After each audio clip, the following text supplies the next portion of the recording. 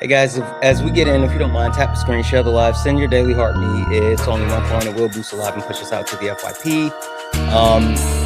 Can you guys also share it to your stories and repost it to your FYP more than like doing anything else? Those two things will help the live push out so much, so very much. So if you can actually share it to your stories and repost it to your FYP, boom, that'll get a bunch of people in here, a bunch of people.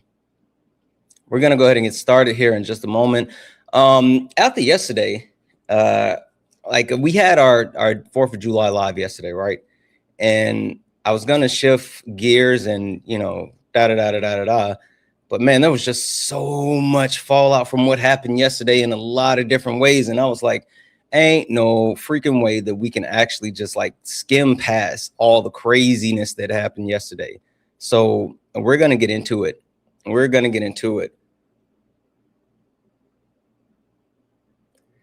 So again, guys, if you don't mind, tap the screen, share the live, send your daily heart. Knock out the daily gift goal. Right now, it's the little chili peppers. It's the little chili peppers. Can we please knock out the chili peppers? Also, send your daily heart me. Do all the wonderful things. It'll get people in here. We can get these debates going, and we can have us a fruitful live. That's what I'm hoping for, an actual fruitful live. If you're over on YouTube, make sure you hit that thumbs up button. Hitting that thumbs up button will push the live out to the people, so it'll push the VOD out, right? So do that for me, please. I turned the volume down and turned it back up.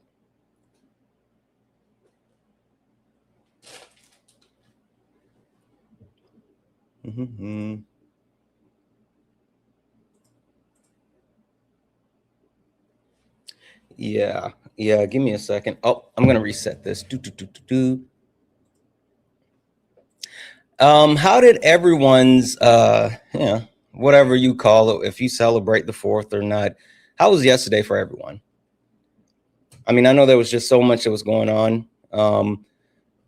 What did you guys do? Did anybody get together with family and actually cook out? Was people protesting? Did people watch fireworks?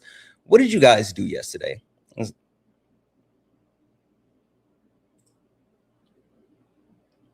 You went to Olive Garden by yourself? Stayed at home? Absolutely nothing? You worked? Holy smokes. Your car broke down and power went out. Holy crap, that's a lot. That is a lot. You cooked out at your mom's? That's good. That is good. Management and I had a great day yesterday. Not gonna hold you. It was a lot of fun. We went and worked out, and then after working out, we actually went walking, got food, just had a great day.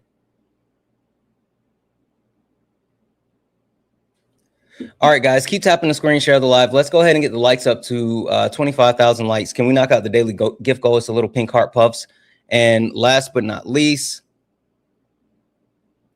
I hate how this delays. We're looking for some debates, so only request up if you are a Trump supporter or disagree with anything on the background. We're only looking for some debates. Only request up if you are a Trump supporter or disagree with anything on the background. We're only looking for some debates. Looks like we're here locked in. And we're going to go ahead and kick this thing off. I'm going to reset the daily gift goal again so we can continue to knock those out. Guys, let's get after it. Yeah, funny how it changed now. Same people that laughed at clips, studying the clips now. Everybody got opinions till the facts land. Everybody loud till they gotta take a stand. Every stream feel like somebody betting they pride. I seen fake scholars fold in real time. Now they screenshot takes, run around and remix it, and pull up thinking somehow they can fix it. Nah, you stepped in the wrong room, donut. This ain't rage bait, this pressure. Patriarchy, race, class, labor.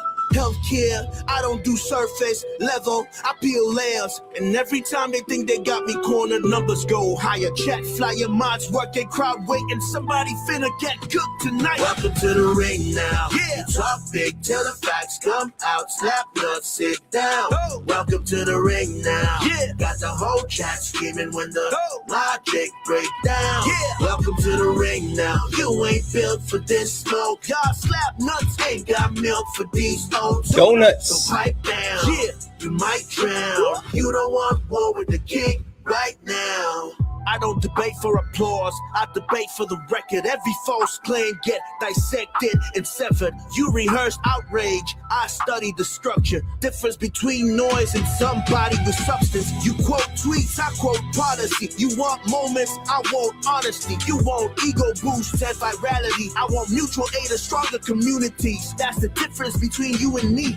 See the problem? Different type timing. You came for clips, I came for alignment. Capital this, socialism that. Half these dudes can't define what they yelling in caps. Talking about free market while wages collapse. I watch your pivot arrive, I make it visible live. But this ain't never gonna be a place where evidence dies. You came all the way to be Santana for internet rap, while the whole chat waiting to see who got checked. Next, welcome to the ring now. Yeah. You talk big till the facts come out. Slap nuts, sit down.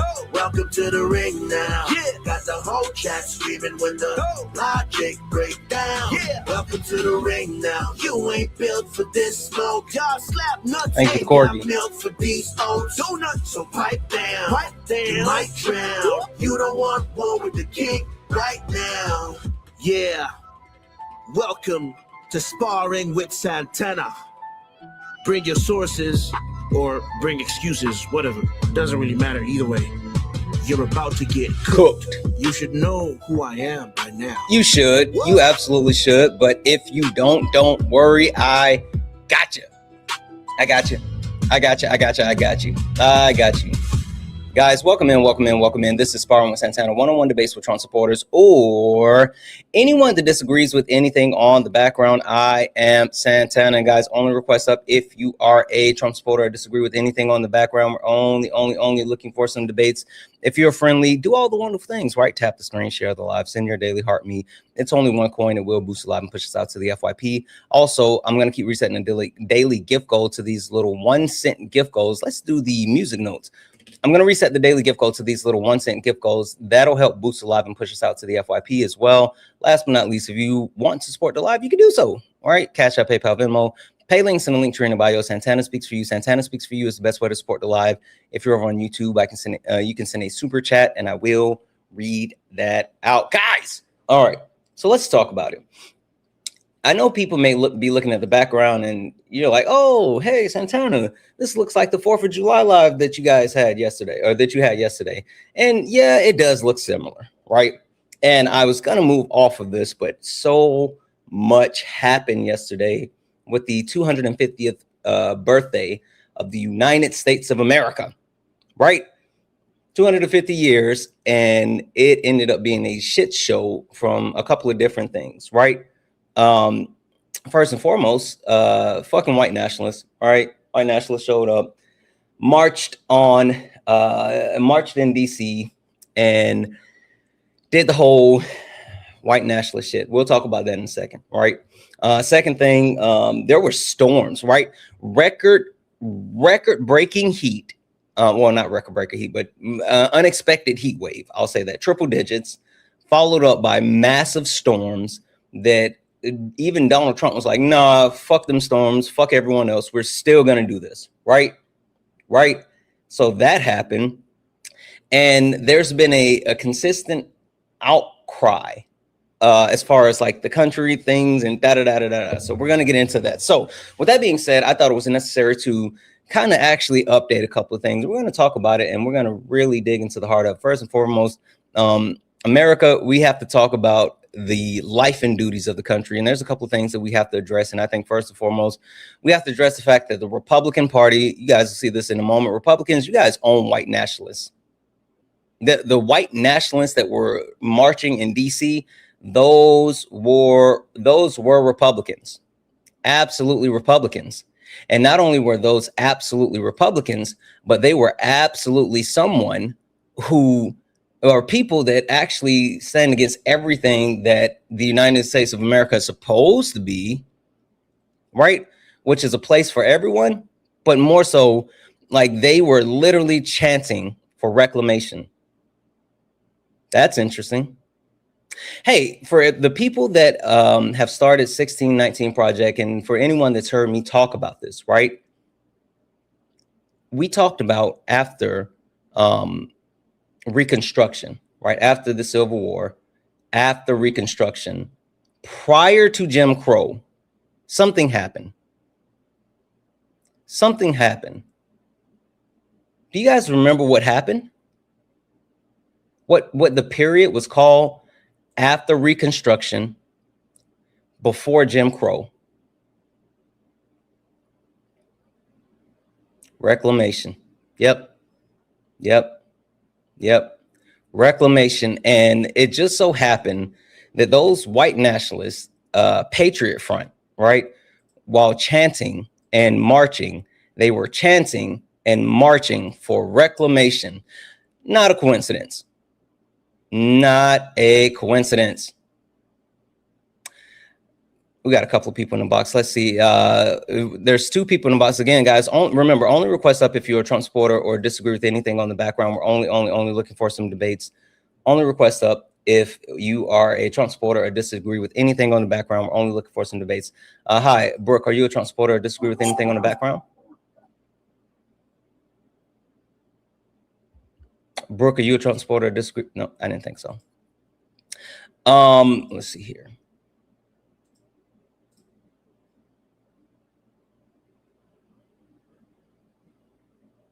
Hi, are you a Trump supporter or disagree with something on the background? Turning the page. I did that in error. I thought so. I'll go ahead and drop you down. So they were chanting for reclamation, which is something that has happened again. And that's when the actual white people who didn't want to see the abolishment of slavery, that didn't want to see equity and equality spread through the country, they fought for reclamation because they said that it was their God-given right. All of this, as white people, specifically as white men, this was all their God-given right. And that's what we're seeing again, right? Now, something else we have to talk about. Capitalism. Capitalism sucks. Let's keep it a bean. Let's be honest. Capitalism has failed. And not only has capitalism failed, but socialism and communism works. It's superior to capitalism. The reason why I brought this up is because there has been a outcry, and this has been happening for like the last couple of days. And I've noticed this, right? That not only is it like Fox News that's been talking about communists, and it's been Donald Trump talking about communism. They've been portraying just flat out lies about socialism and communism. And it's because most of the people that listen to them, not only do they not know what socialism or communism is, but the Red Scare was absolutely successful, and it's being weaponized today, right? The funniest thing about all of this is they're weaponizing the Red Scare against democratic socialists, right? Who aren't actually socialists or communists. That's the wildest thing about all of this. But they're weaponizing propaganda to portray these democratic socialists as actual socialists or communists. I'm just here to set the record straight. I'm here to set the record straight. Capitalism is not the way that we should be proceeding with our society. Socialism and communism is far superior. Patriotism, we still got to talk about the abolishment of the United States Constitution, because hell, I don't understand what you guys think the US Constitution was actually created for, but it wasn't created for what we want. So many people hold on to the idea of the United States Constitution. It's crap. Again, the United States Constitution is crap. Right? there's so many people that think that, oh, it's been around for the 250 years. Yes, the United States of America has the oldest active constitution. It doesn't mean that it's good. We have to abolish it, and we have to get something better for all people. Easy fix. Government, Trump administration, all the people that's connected, not only are they the most corrupt administration throughout the history of the United States of America, but they're the most criminal. And while I am not advocating for like a random witch hunt, I'm not advocating for a random witch hunt. I am advocating to actually hold these people accountable. Impeach, remove, indict. Give them actual representation under the law by giving them due process, and then hold each and every one of them accountable. We have to do that. Last but not least, we still need to talk about reparations. And the further I dig into my reading, the further I dig into a lot of different things, I think that it's an easy understanding as far as why indigenous people and Black people are owed reparations. Owed reparations. There's never been equity.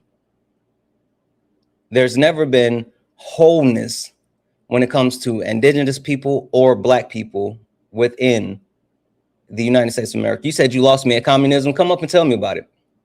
Fear me, if I lost you at communism, then come up here and tell me about it. Hey, thank you for that.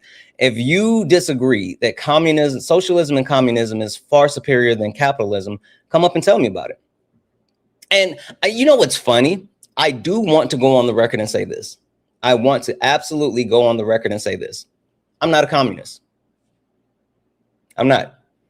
I know, because I have a lot of commie friends. I have a shit ton of communist people that not only that I platform, but I share spaces with, and I do champion the ideology of communism. I personally think communism is the optimal way for society to function. I think that would be the most beneficial thing for every single person. And even though I'm not a communist, I know for a fact that fucking capitalism doesn't work. Not even close. So if you disagree with that point, come up here and talk to me about it.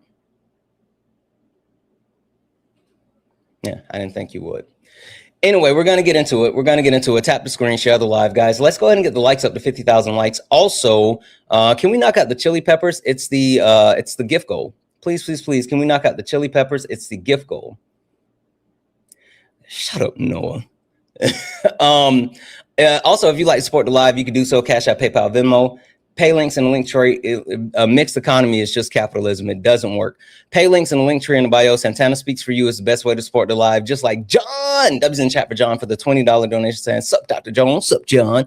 Hope you're doing well. A thought on the start of your stream today. Maybe you could start with the YouTube video. What to the slave is the 4th of July. What to the slave is the 4th of July, Frederick Douglass.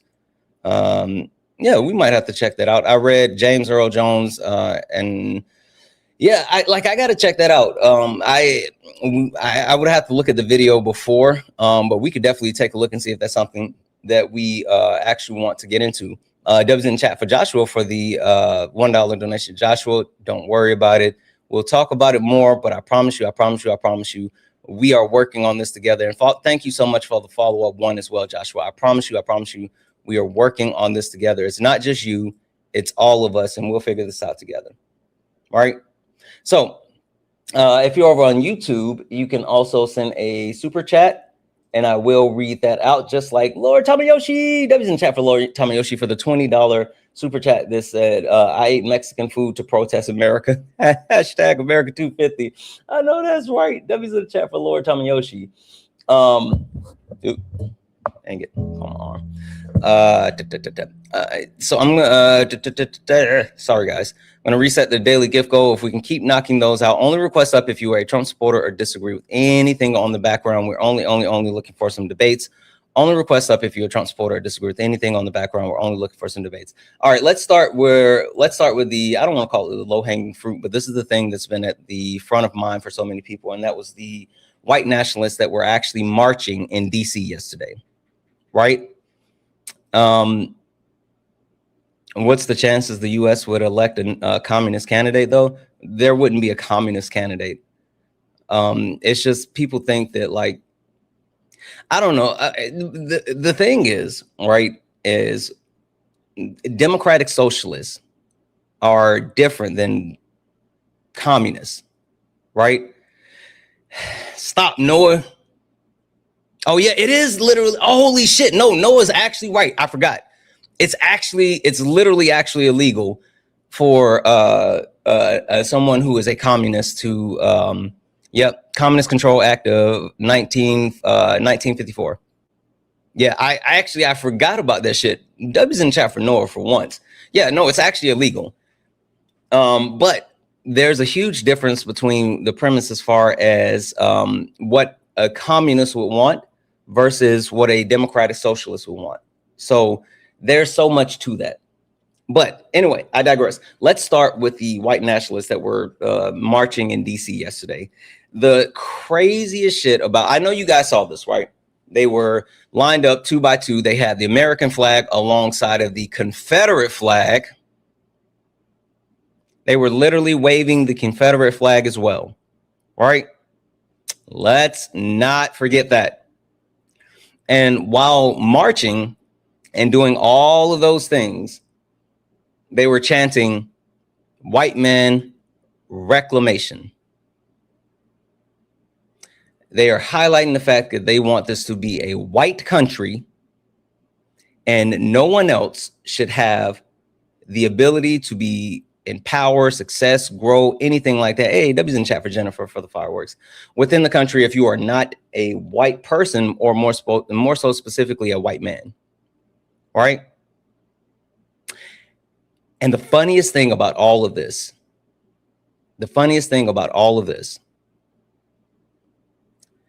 is that the people on the right are trying to pretend that they have nothing to do with the right. They're literally trying to pretend. Laura Ingraham went on fucking Twitter yesterday with her entire chest after all of that happened and said, these people are not on the right. They're actually Antifa. Laura Ingraham said that they were actually Antifa.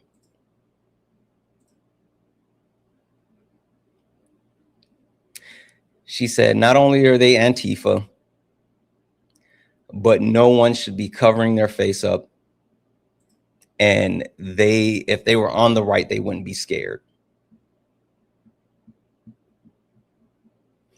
That's what Laura Ingraham said. Now, I want to show you guys something really quick. I want to make sure. That I show this, right? While watching them march in DC yesterday, I had a thought of another march that occurred in DC. And no, I'm not talking the Million Man March. There was another march. Let me show you guys what I was talking about. 1 second.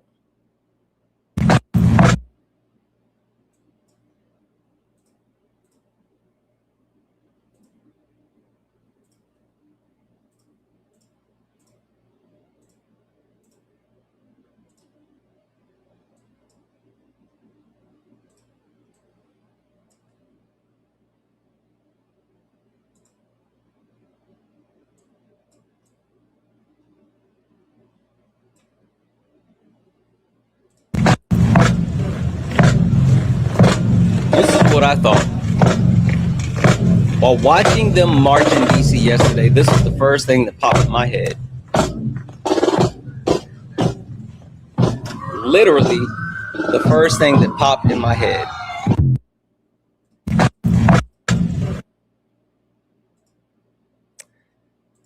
We understand that the right has fostered these hate groups, right? The Republican Party has fostered these hate groups. And to be more specific, conservatism has fostered these hate groups, right? The wildest thing is when people on the right try to pretend as if the quote unquote party switch, the ideology switch was not a thing. And they love to say, oh, the Democratic Party is the party of the KKK. No, it's conservatism. This isn't about like political groups. This is literally about conservatism and progression. Only request up if you're a Trump supporter or disagree with anything on the background. We're only looking for some debates. Only request up if you're a Trump supporter or disagree with anything on the background. We're only looking for some debates. Hi, are you a Trump supporter? Oh, okay. If you're over on YouTube, Twitch, Kick, Instagram, and you would like to join the live, you do not have to leave where you are. The only thing that you have to do is click the link that's pinned in the link tree, and you can join the live. You do not have to come over to TikTok in order to be able to join the live. So I'm even going to drop this in the chat for you. And you guys, all you have to do is click that link and you get up here. Now, this happened yesterday. And while this happened yesterday, there has been, at least this morning, somewhat an effort by the Trump administration to do damage control. They sent Doug Burgum, the Secretary of the Interior, on the morning circuit run to try to actually somehow do crisis management on a couple of different things, right? He talked about the reflecting pool, the people being arrested, all this other stuff, but he also talked about this march, right?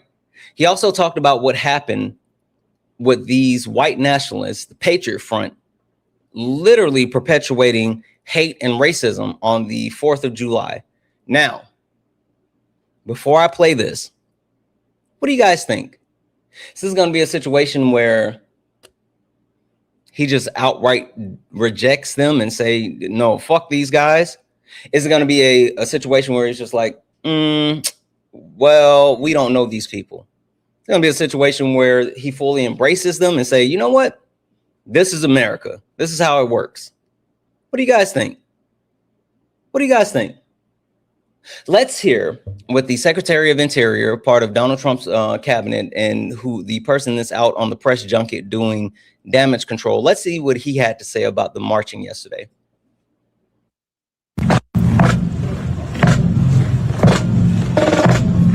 Clicked on the wrong one. Sorry. Here we go. Several hundred masked men belonging to the white nationalist group, the Patriot Front, marched with Confederate flags. And they did it through neighborhoods in the U.S. Capitol, at least near the Capitol. And they chanted, "Reclaim America." There's a widely circulated photograph, I'm sure you've seen it, taken by Reuters, of an African-American woman on a subway surrounded by members of this group. Are you concerned about this? Well, I think we obviously, when we're celebrating America, we've had an incredible celebration, and this is a kickoff of a celebration year. But we know from our very founding that this was something that divided our nation. 85 years after those brave patriots signed the Declaration of Independence, we fought in the bloodiest war America's ever fought, the Civil War. And it's, our nation survived thanks to the courage and leadership of Abraham Lincoln, and led us on a way. As we continue to move forward as a country, we can be an exceptional nation because our ideals are exceptional, that all men are created equal. Do you condemn this group and what they were doing, and most importantly, what they stand for? Well, I think that certainly what they stand for is nothing that I could possibly agree with. But one of the foundational principles of the United States, which makes democracy messy, is free speech. And there are plenty of things that I see that I might personally find offensive, irreprehensible. But in America, free speech is allowed. And this is by the whole spectrum of things. I mean, we're a country where someone can run and be elected saying that they're a communist, and but yet this is what our nation has stood against and fought for, because we're about, we're about life and liberty. We're not about death and tyranny, which we know communism has brought across the country, and across history. So there are plenty of things in history, and those things can pop up. But the good news is these small things, I think, are the rare example. What we saw last night, what we've seen this week, is people unifying around our country, unifying around the flag. I want to move on, but do you, as Interior Secretary, will you recommend to the president that he condemn this group and what they were trying to message, what they did try to message here in Washington? Well, there've been, Nana, part of my response to that is that there are protests on the mall that people say things that I think are irreprehensible about President Trump, and yet they're allowed to go on because of free speech in our country. And so this is something, but you've seen President Trump. I was with him in North Dakota. I was with him in Mount Rushmore. I was with him white nationalism. It's, as you said, a part of America's history that still has pockets, but the fact that they were here in Washington on such an important day, I do want to move. Anyone shocked? Anyone surprised by their response? Did that one catch anyone off guard? So just to reaffirm who that was Doug Burgum, the Secretary of Interior. He is a part of the Trump administration, the cabinet of the president, and he is out doing the press junket circuit today. That was him. He said that this morning on CNN, right? A couple of things I want to call out. First and foremost, why can't they just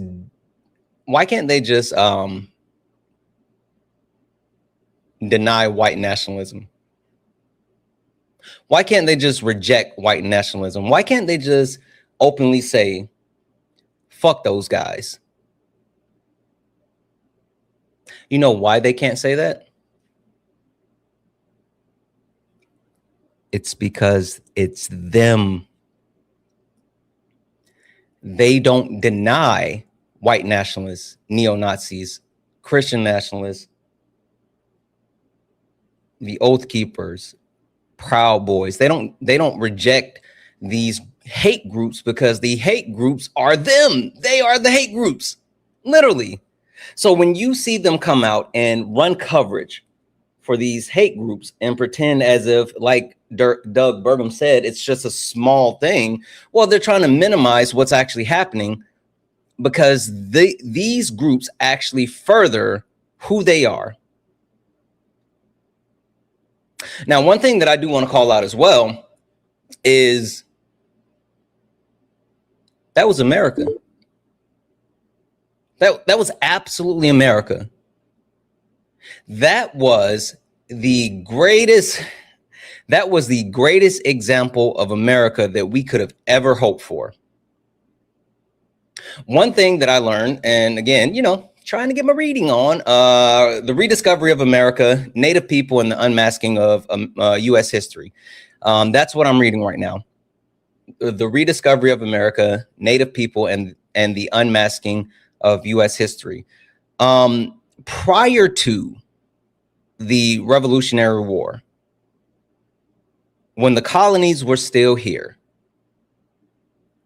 and there had been constant fighting and stealing of indigenous people land, and there was some semblance of giving indigenous people a little bit of autonomy, right?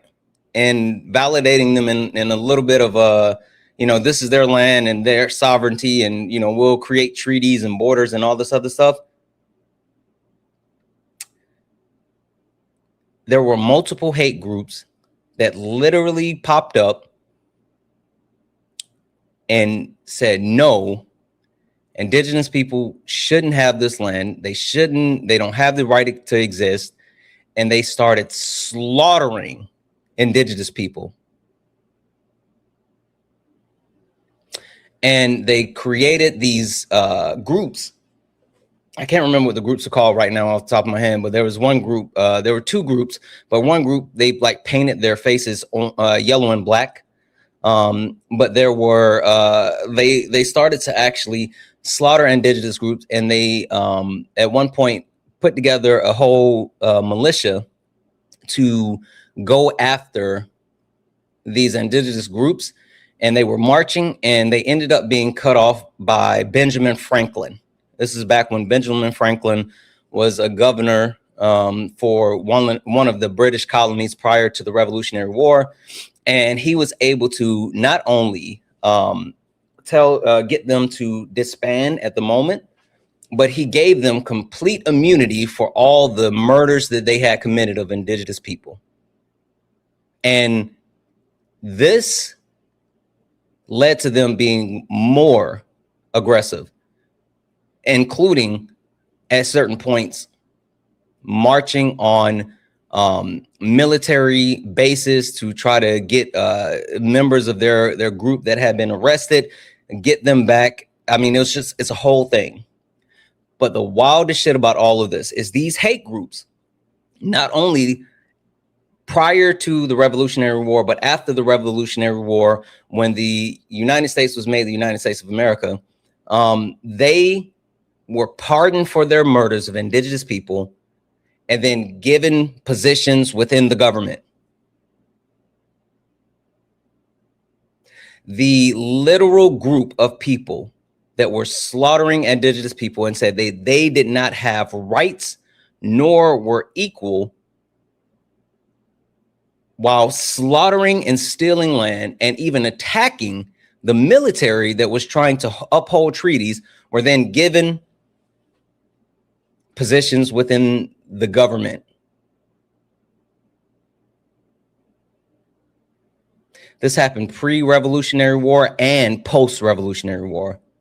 So when I say what happened with that march yesterday, and when I say that's America, that's as American as apple pie, right? That's what it is.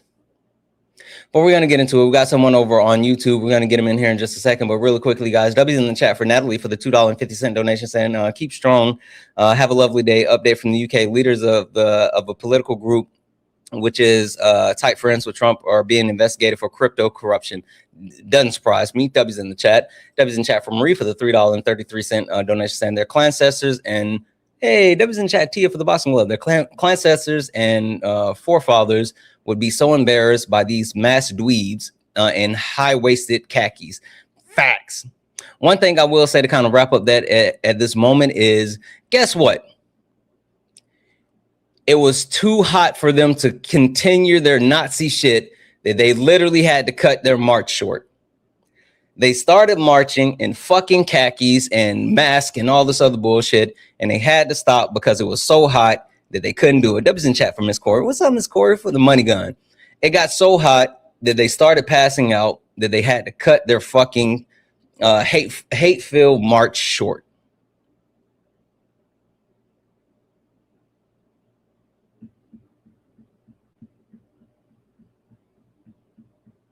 And people want y'all to believe Jesus was white and the pharaohs were white.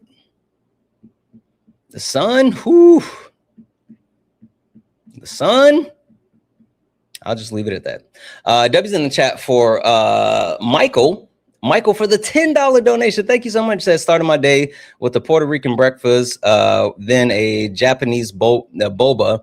This is the kind of America I want to live in. Keep advocating for all of our United States citizens. Thank you so much for sharing your platform and thoughts with so many. Absolutely. W's in the chat. Thank you so much, Michael, for that. And I absolutely will. And this is a country that is for the people. And this is a country that belongs to all of us. And I refuse to relinquish our country to a bunch of wimpy ass fucking Nazis.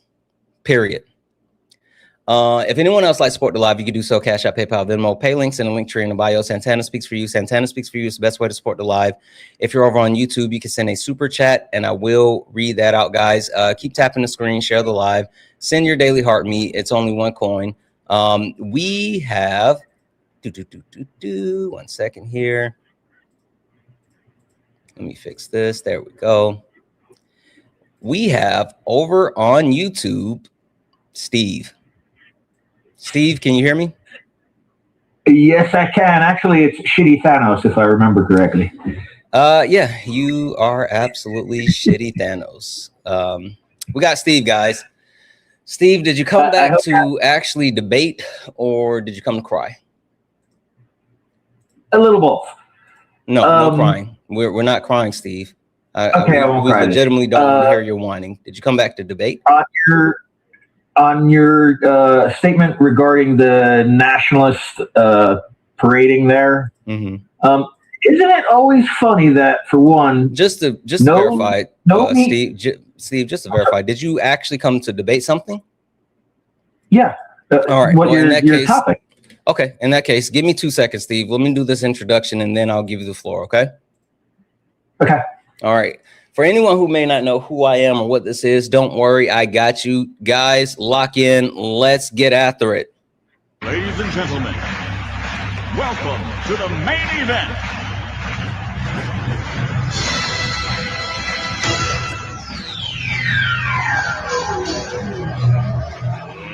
Let's get ready to rumble!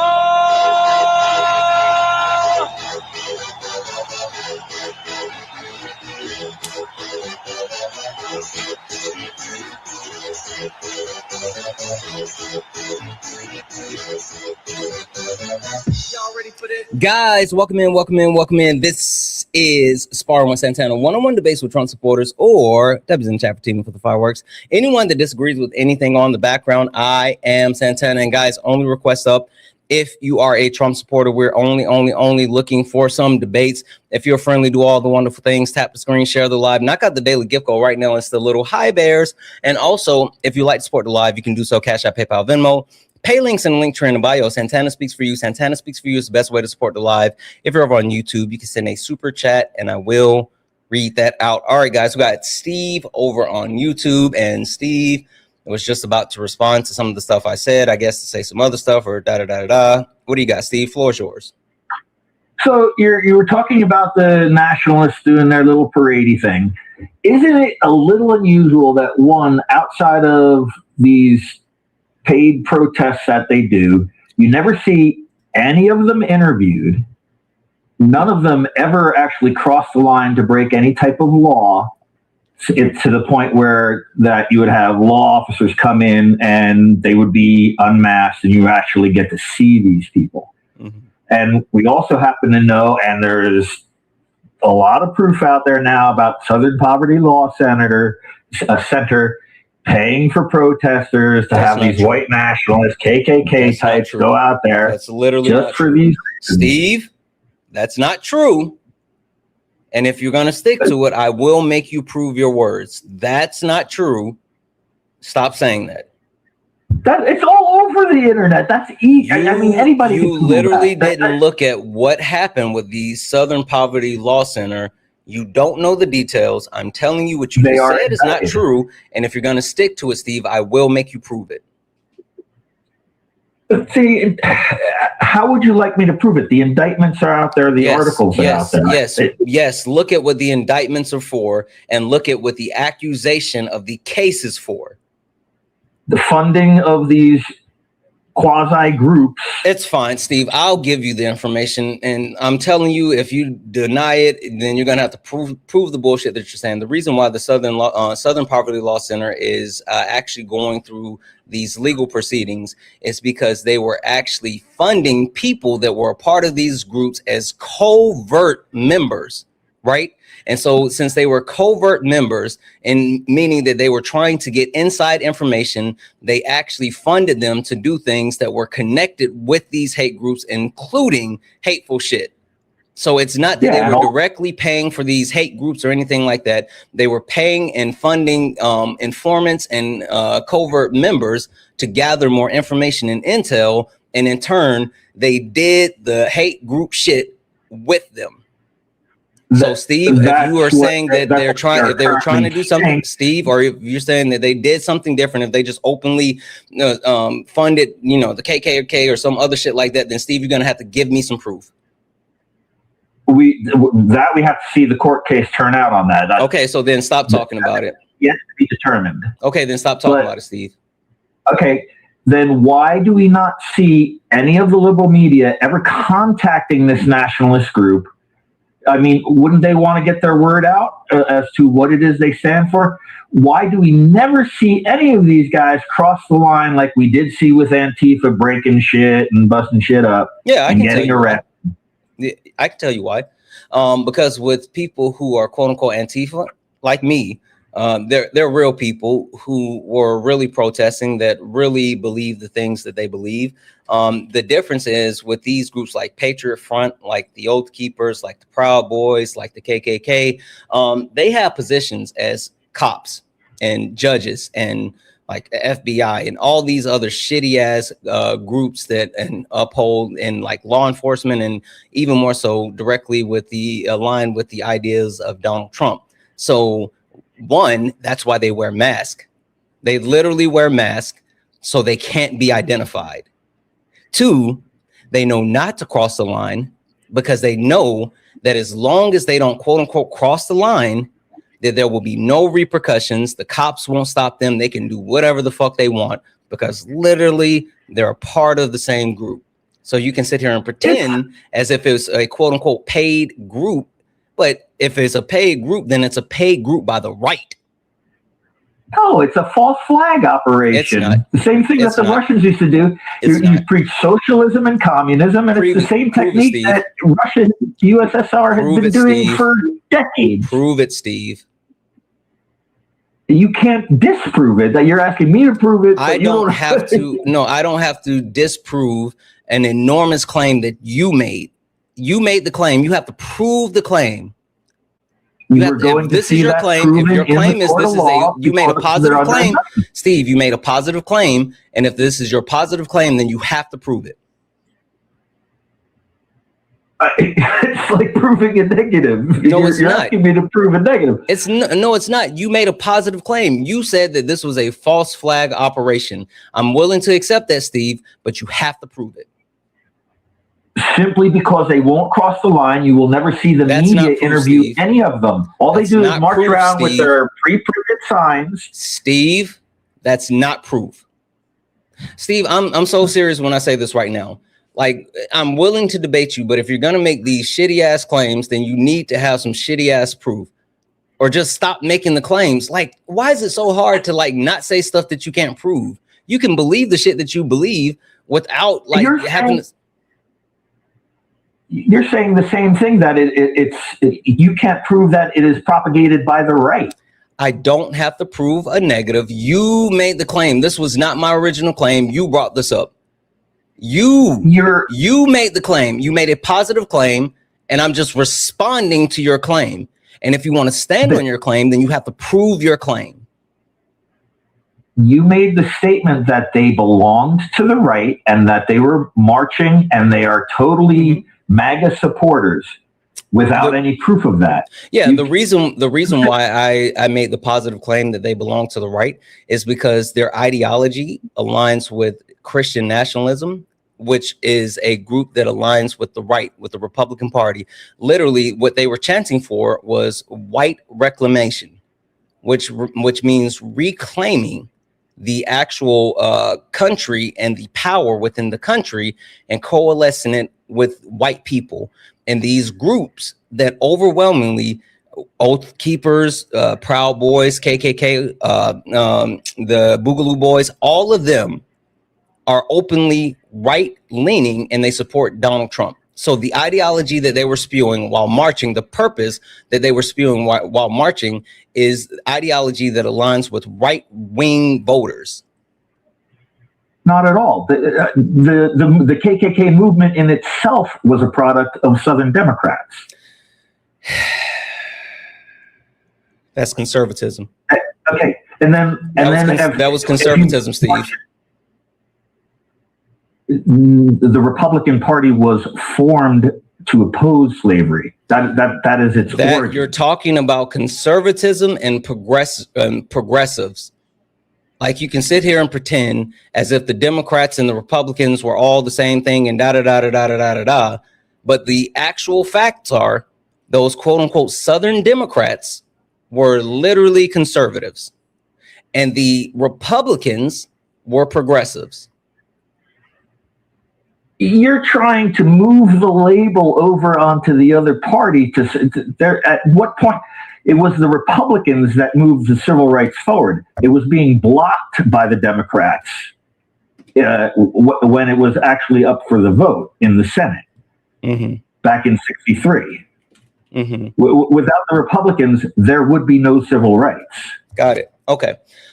Steve, I got you. I'm going to read off a couple of things, and I want you to tell me which group you think this is. This is a platform from 1965. All right. Ready? Provide federal assistance for low-income communities. Protect Social Security. Provide asylum for refugees. Extend the minimum wage. Improve unemployment benefit systems to cover more people. Strengthen labor laws so workers can easily join a union. Assure equal pay for equal work regardless of sex. Do you think that was the... That's Roosevelt, isn't it? I'm sorry? That was Roosevelt, isn't it? No, I'm saying which party do you think that was? The Republicans or the Democrats? Democrats. You think that was the Democrats? I'm fairly certain. Why do you think it was the Democrats? I think that's in the New Deal under Roosevelt.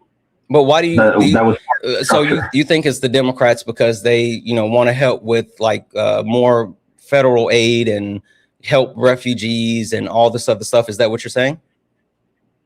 No, I think that they want to enslave people with that to make them dependent on the government instead of being able to take care of themselves. Wait, that's what you think the Democratic Party stands for today?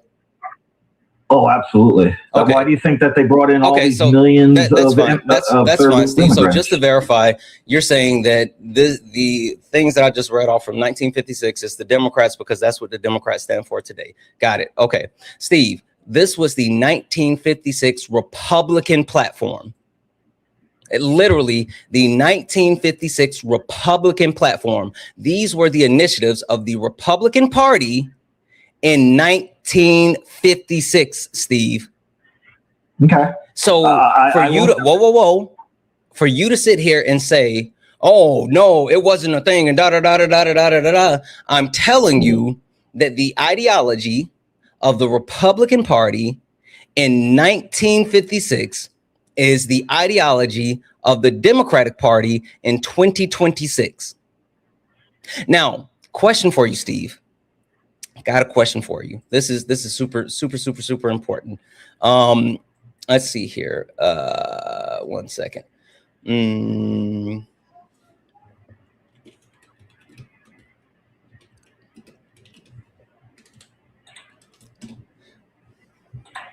Okay. So Steve, I'm going to show you something. 1 second.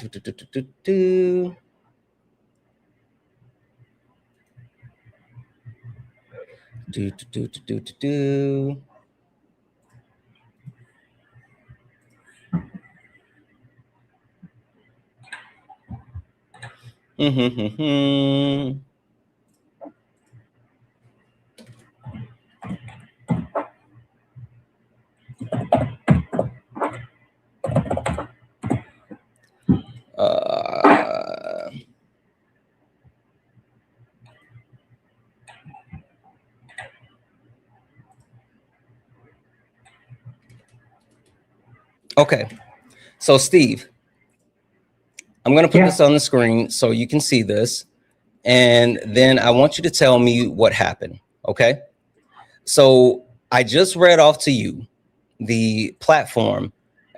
This is the 1956 Republican platform, right?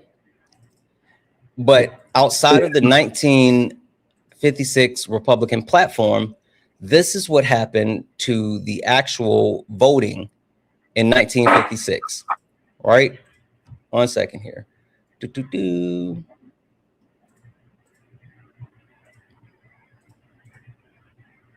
Okay, so this is the map, the 1946 map. Okay, got it. I'm sorry, 1956. Sorry, 1956 map.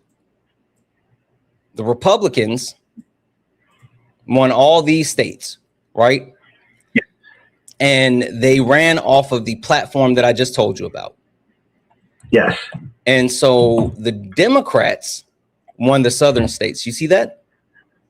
Yes. Okay.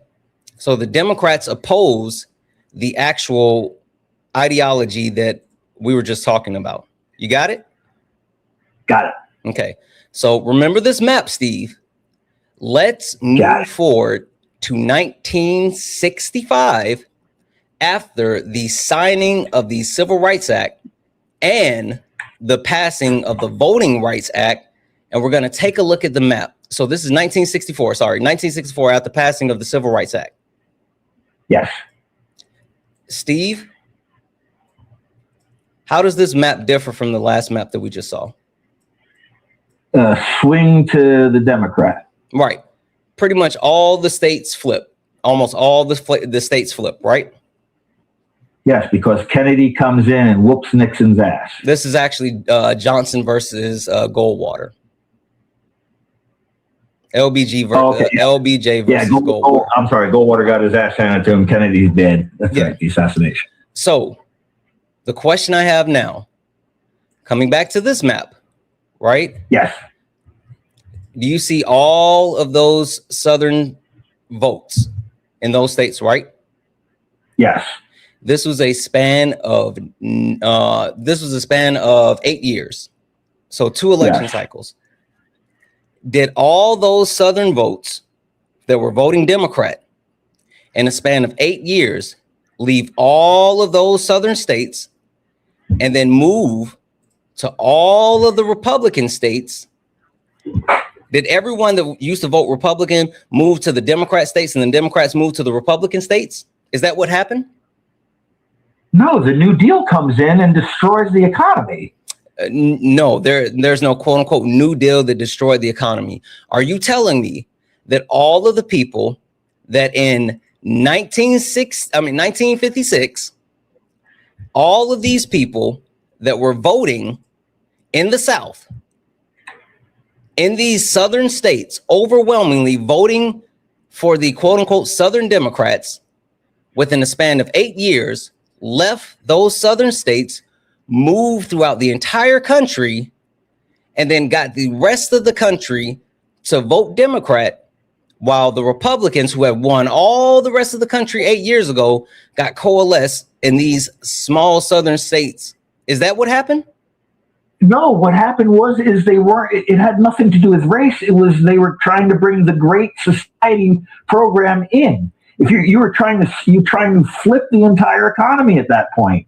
And the reason that they're red is they knew exactly what was going to happen. You were going to end up with the Ponzi scheme that we see now and a failing Social Security net. Because you and I both know that Social Security is about to go bankrupt. And this was the premise that they were using to get elected. And hey, everybody loves free stuff. But the problem is when you elect people who realize that you can raid the treasury, you end up with the same exact problem. People who want to ride in the cart and nobody wants to pull the cart. Steve, stop for a second. When was the New Deal signed? The not the New Deal. I meant Great Society. No, you said the New Deal. Lyndon B. Johnson brought in the Great Society. What's the Great Society? And that's where we really got our asses handed to us. That's when you ended up with the creation of Medicare. Wait. Stop for a second. Stop. This happened before, literally this election is when LBJ was got into office. Yes, this is where the movement was beginning, coming out. What made them, if you're saying that this, what made them vote for this prior to him actually signing these social safety nets into legislation? Bullshit promises that it would last forever. So you're telling me that the Republican Party Somehow got their ass kicked by the Southern Democrats so bad that this happened. No, it wasn't. No, I'm not saying the Southern Democrats at all. This has absolutely, you're two different animals. No, it's not. It's not. I want you to deal with the animal in front of you. Look at this map. Tell me why this map, where the Southern Democrats were in these southern states in a span of 8 years went from this to this. Because it's progressivism versus conservatism, which is what I fucking said, and you denied that. I told you that the party of no. You just said nope. Stop, Steve. Stop, Steve. Nope. Stop, Steve. It was progressives versus conservatives, and the conservatives during this time, the conservatives were Democrats, and then fast forward 8 years later. During this time, the conservatives were Republicans. And Steve, those Southern Democrats that was a part of the Dixiecrats that founded the KKK were Southern Democrats, which were conservatives, which are now Republicans. That's why when you look at the 1956 platform of the Republican Party, you literally thought that it was Democrats, which is what they stand for today. And that's why when you look at this map, you see the difference in the voting, because there's no way in fuck that these people who were voting Democrat in 1956 somehow left these 1, 2, 3, 4, 5, 6, 7 states, and then flooded throughout the rest of the United States of America to make it look like this. You're literally just coping. No, it's kitchen table economics. It has absolutely nothing to do with race. You're having to do exactly with what I said. If I gave you the promise of a socialist utopia and blew smoke up your ass that I was going to provide your entire society a cradle to grave living, that you're going to have all these flowers and everything's just going to be presented to you without any kind of effort, because now the society is advanced that far that we can provide this through the industrial age, which was absolutely bullshit. We ended up with the same problem that we have today. More people want to ride in the cart than want to pull the cart. And if you don't want to work, then the society is going to fall apart. And that's exactly what we're seeing right now. The whole plan that in 1956, when they tried to get the Great Society in, was, yeah, it sounds great. You're lying. But when the bill comes due, you're lying. You're literally lying, Steve. You're literally lying. Steve, who is actually benefiting from society today, Steve? Right now, the boomers are getting the big payoff. Right, because you guys fucking hoarded wealth. You fucking lied. You hoarded wealth. And now, as you're on death's door, you're still holding on to every single thing. Boomers lied and told people that if you work hard, you get a college education, you will be able to make your way, you'll work throughout companies, and then someday all of this will be yours. And you know what? People went to college, people got their education, people worked hard, and then when it was time for them to take the positions of the boomers said no. They literally said no. They literally said we're not retiring, because if we retire, we die. That's why the majority of the wealth is coalesced under people. I mean, that's under people that's over 78% of all of the U.S. wealth currently is owned by people that are 55 years of age or older. This is the first time in United States history where people that are over 60 years old are buying homes at a larger pace than people that are in their 30s, because people in their 30s can't afford these homes, and these boomers have been sitting on all these assets, power, and resources, and they won't actually distribute those resources and power and wealth like they said they did. You guys fucking lied, sold everyone a bill of goods, and that's why you see millennials and Gen Z and Gen Alpha, all these other generations now who are literally screaming for revolution. That's why your kids don't fucking like you guys, because you lied. Okay, I'm not a boomer. I'm an X. You're a boomer. I'm an old X. I was born in 67. You're a boomer. 65 is at best, you're a silent generation.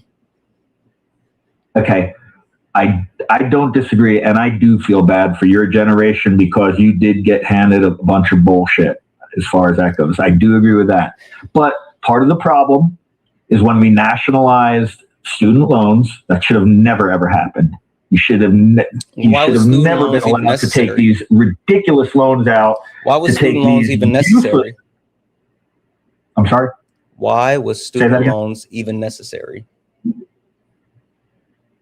Well, you guys fell into the boomers trap. I'm sorry. Why I remember was student loans what the Clinton days were like. Answer the question. You were sold a bill of goods. Answer the question. Why were student loans necessary?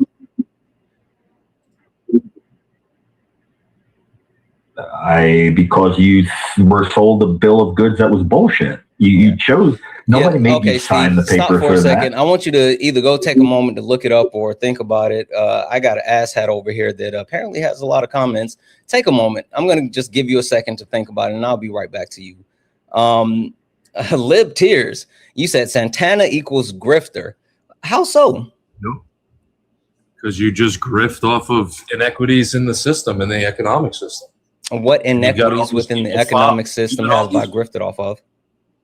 You got all these people following you that are just a bunch of followers, dude. They don't want to stand up for themselves. They just want to follow along with the grift. Now you're just saying random stuff. Can you please tell me what iniquities within the economic system am I profiting off of?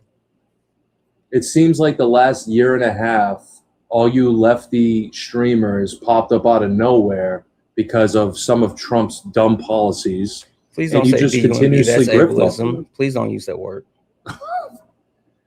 Not very intelligent policies. Is that better? Sure. Okay. And again, it's just all of a sudden, just this flower just bloomed with all these lefty grifters on TikTok and YouTube. It's quite hilarious, actually. So you're still talking in general, and which I don't even appreciate you talking in general. I just don't give a fuck about you talking in general. Be specific. You said me. You didn't say left-wing people or grifters. You said Santana. So I need you to lock the fuck in and tell me specifically, how am I a grifter? You all use the same talking points. You're literally talking about other people. Every single and I want you to talk about me.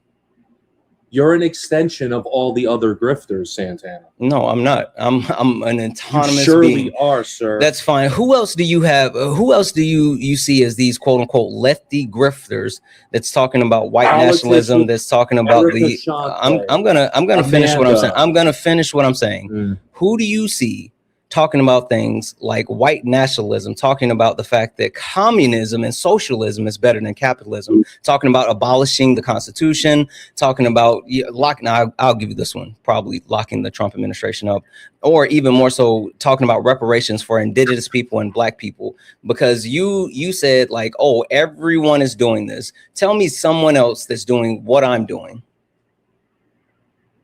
You are the only one that advocates for communism. I will give you that. I'm not.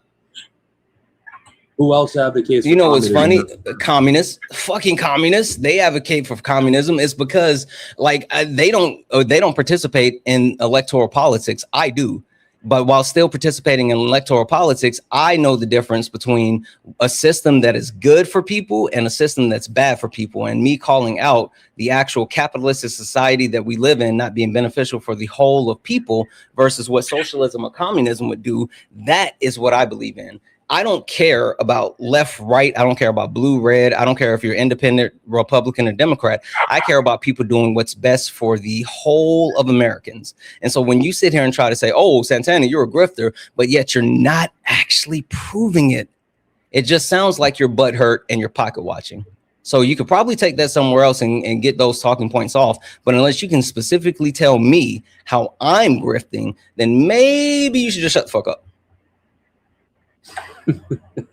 It's quite obvious. Look at all the people in the chat. He is in his feelings, not pocket watching. MAGA be so obsessed. The biggest. Why are you talking about people in the comment section? Why aren't you still addressing me? Because these are the people that follow you, Santana. Yeah, but you came in here and made the claim to me, but you've done everything except defend your claim with me. Why? What is the definition of a grifter, Santana? Let's someone that profits off of things that they don't believe in. No, you swindle people out of their money through deception, manipulation, and well, I'm not going to say the F word because I don't think you're that, but I think you manipulate your viewers. Is that not what I just said? Someone that actually profits off of things that they don't actually believe in? Are those not Are those not the same things? You could be a manipulator and believe the things you say. If you believe the things that you say, then you don't have to use manipulation, Bub. You can. Do I have to? What's your favorite food? What's your favorite food? I don't know. I don't really have a favorite food right now. You like steak?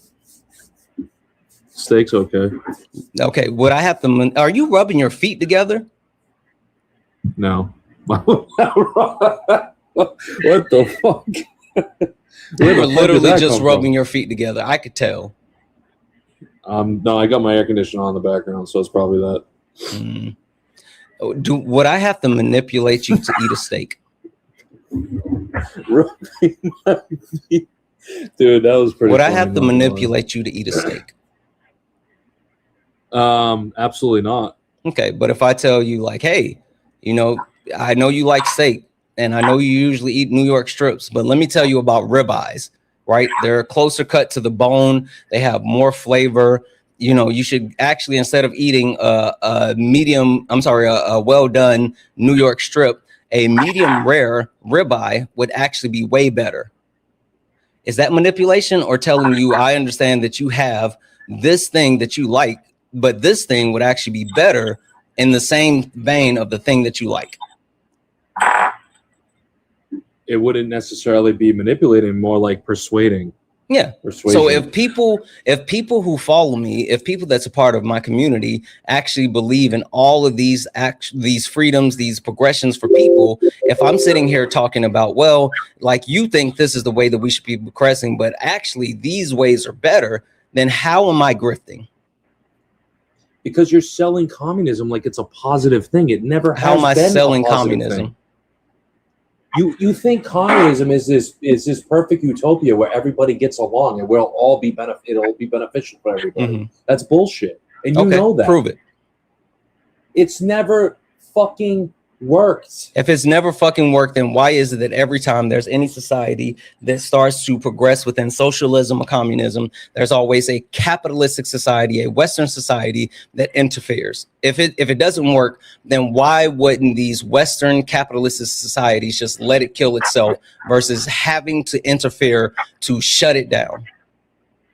Because look at all the death and destruction that's come about from those types of states, from Red State, from Mao, from all these really evil people, Lenin. Come on, dude. Okay. Wait, you're literally just perpetuating Red Scare. You're literally just perpetuating Red Scare. Did it not factually happen? Yeah, they fucking kill people that wouldn't engage in actual freedom and rights for all people. Yeah, that's why the premise as far as like racism and queer phobia was something that these socialist and communist societies did not allow. That's why they made so many people face the wall, because it was about equity for all people. And capitalism breeds an air of capitalism breeds an air of exclusivity. Hey, question for you. Prior to the forming of the United States of America, when it was the indigenous people on Turtle Island, what society did they actually live in? On the United States soil? Turtle Island. They had, I don't know exactly. They had like creationist stories. There was like the astronaut. It was a communal society. They literally lived in a communal society. Sure. Prior to colonization of Turtle Island, the indigenous people engaged in, and they lived in communal society. Hey, you know what was a key factor of said communal society? What's that? The matriarchy.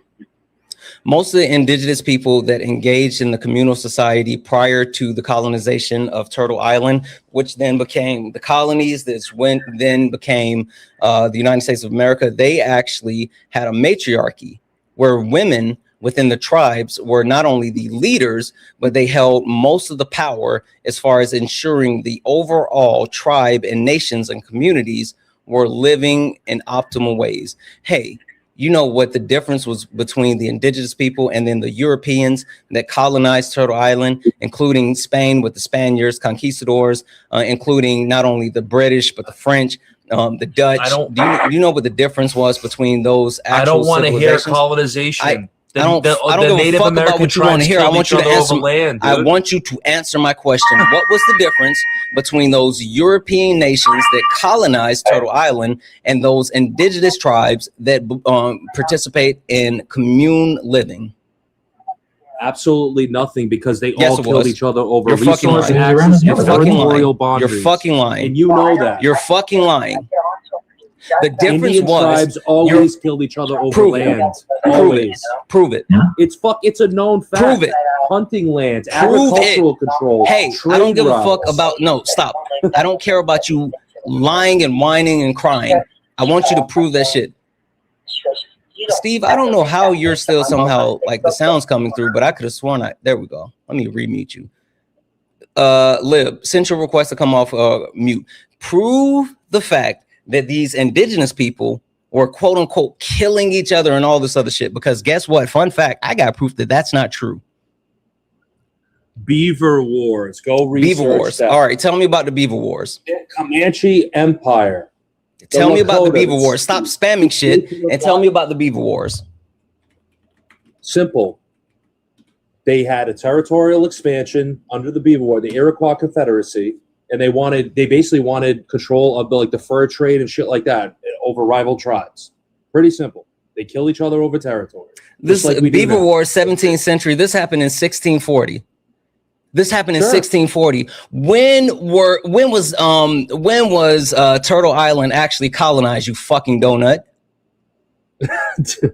I don't remember. I don't know the exact Prior date. to the Beaver Wars. Fun fact, Spain, who came here first and actually infiltrated the actual islands. I'm sorry, not the island, the entire land.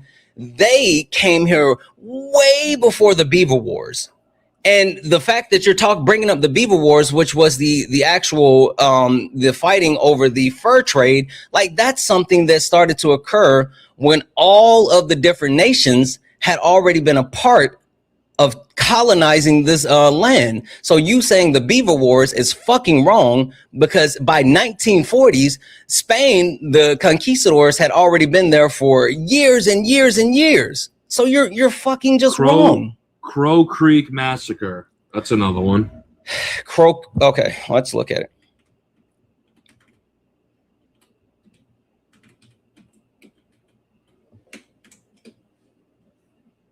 And somebody put the westward expansion of the U.S. I agree with that to an extent, but this was before the westward expansion. Crow Creek Massacre, 448 people. Was this in 1978? No, it was in the 14th century. 14th century, likely. Hold on one second. Trigger my experts say the massacre climates into territory and resource conflict. Climate cooling during the 14th century likely caused. Tigwax War. There's another one. No. Let's talk about the Crow Creek Massacre again. What occurred that caused the climate change that then was onset with the Crow Creek Massacre? I've never heard about anything with climate change. Oh, you don't know what happened. Don't worry, I got you. Don't worry, I got you. Don't worry, I got you. It's okay, poo-poo. What happened to trigger to do with agriculture? To what happened? Yes, it was agriculture that was caused by climate change, right? From floods, yes. The thing that happened that caused climate change was Europeans coming to Turtle Island and killing so many indigenous people that it cooled the temperature of the earth, triggering climate change events. So again, the colonization of Turtle Island literally caused these events. The Europeans killing something. Shut up. You don't know stuff. You're literally Googling things that you don't know anything about. You literally are Googling things that you don't know anything about. So again, the fact that colonizers killed so many indigenous people that it cooled the temperature of the earth, which caused the climate change events that led to this. You're literally just looking up shit trying to prove your point. The funniest thing about I'm still speaking. The funniest thing about you trying to make claims and then find evidence to back up your claims is you're fucking working backwards and you don't have time to process the actual information. And so you say random shit without verifying the random shit. You're attributing climate change to colonization. What the hell are you talking about? Why did I say that? How crazy is that? Why did I say that? You think swords and beans created climate change? Why did I say that? That actually blows my mind. Holy Why shit. did I say? Respond to what I said. Climate change is a global phenomenon, not a Respond locational to phenomenon. what I said. I can't because I don't even Because you understand weren't what you fucking mean. listening. It's crazy. I will say it again. Stop trying to talk and listen. The colonizers from Europe came to Turtle Island and killed so many indigenous people that it cooled the temperature of the earth. That's an event that literally triggered global climate change.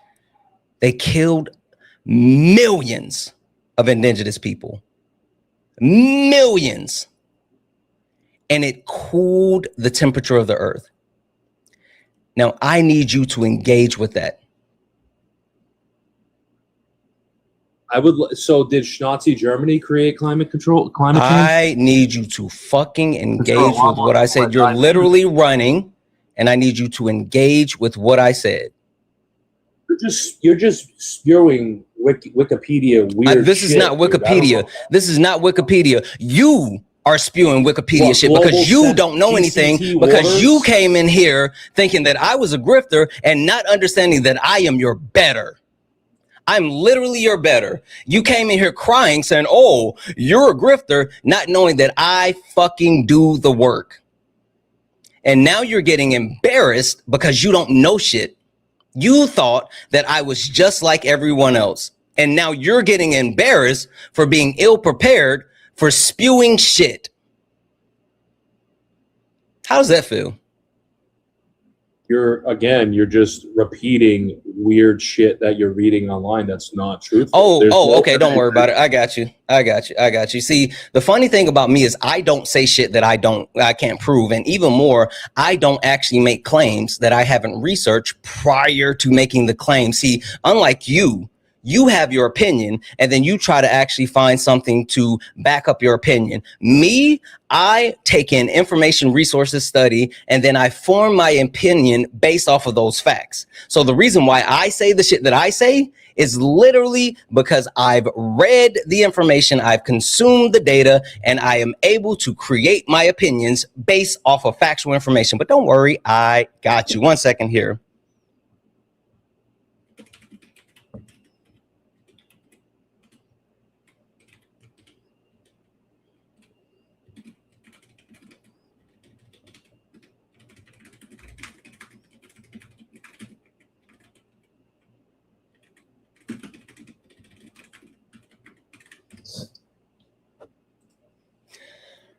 So there was an article ran by the Guardian that talked about this. This came out in January 31st, 2019.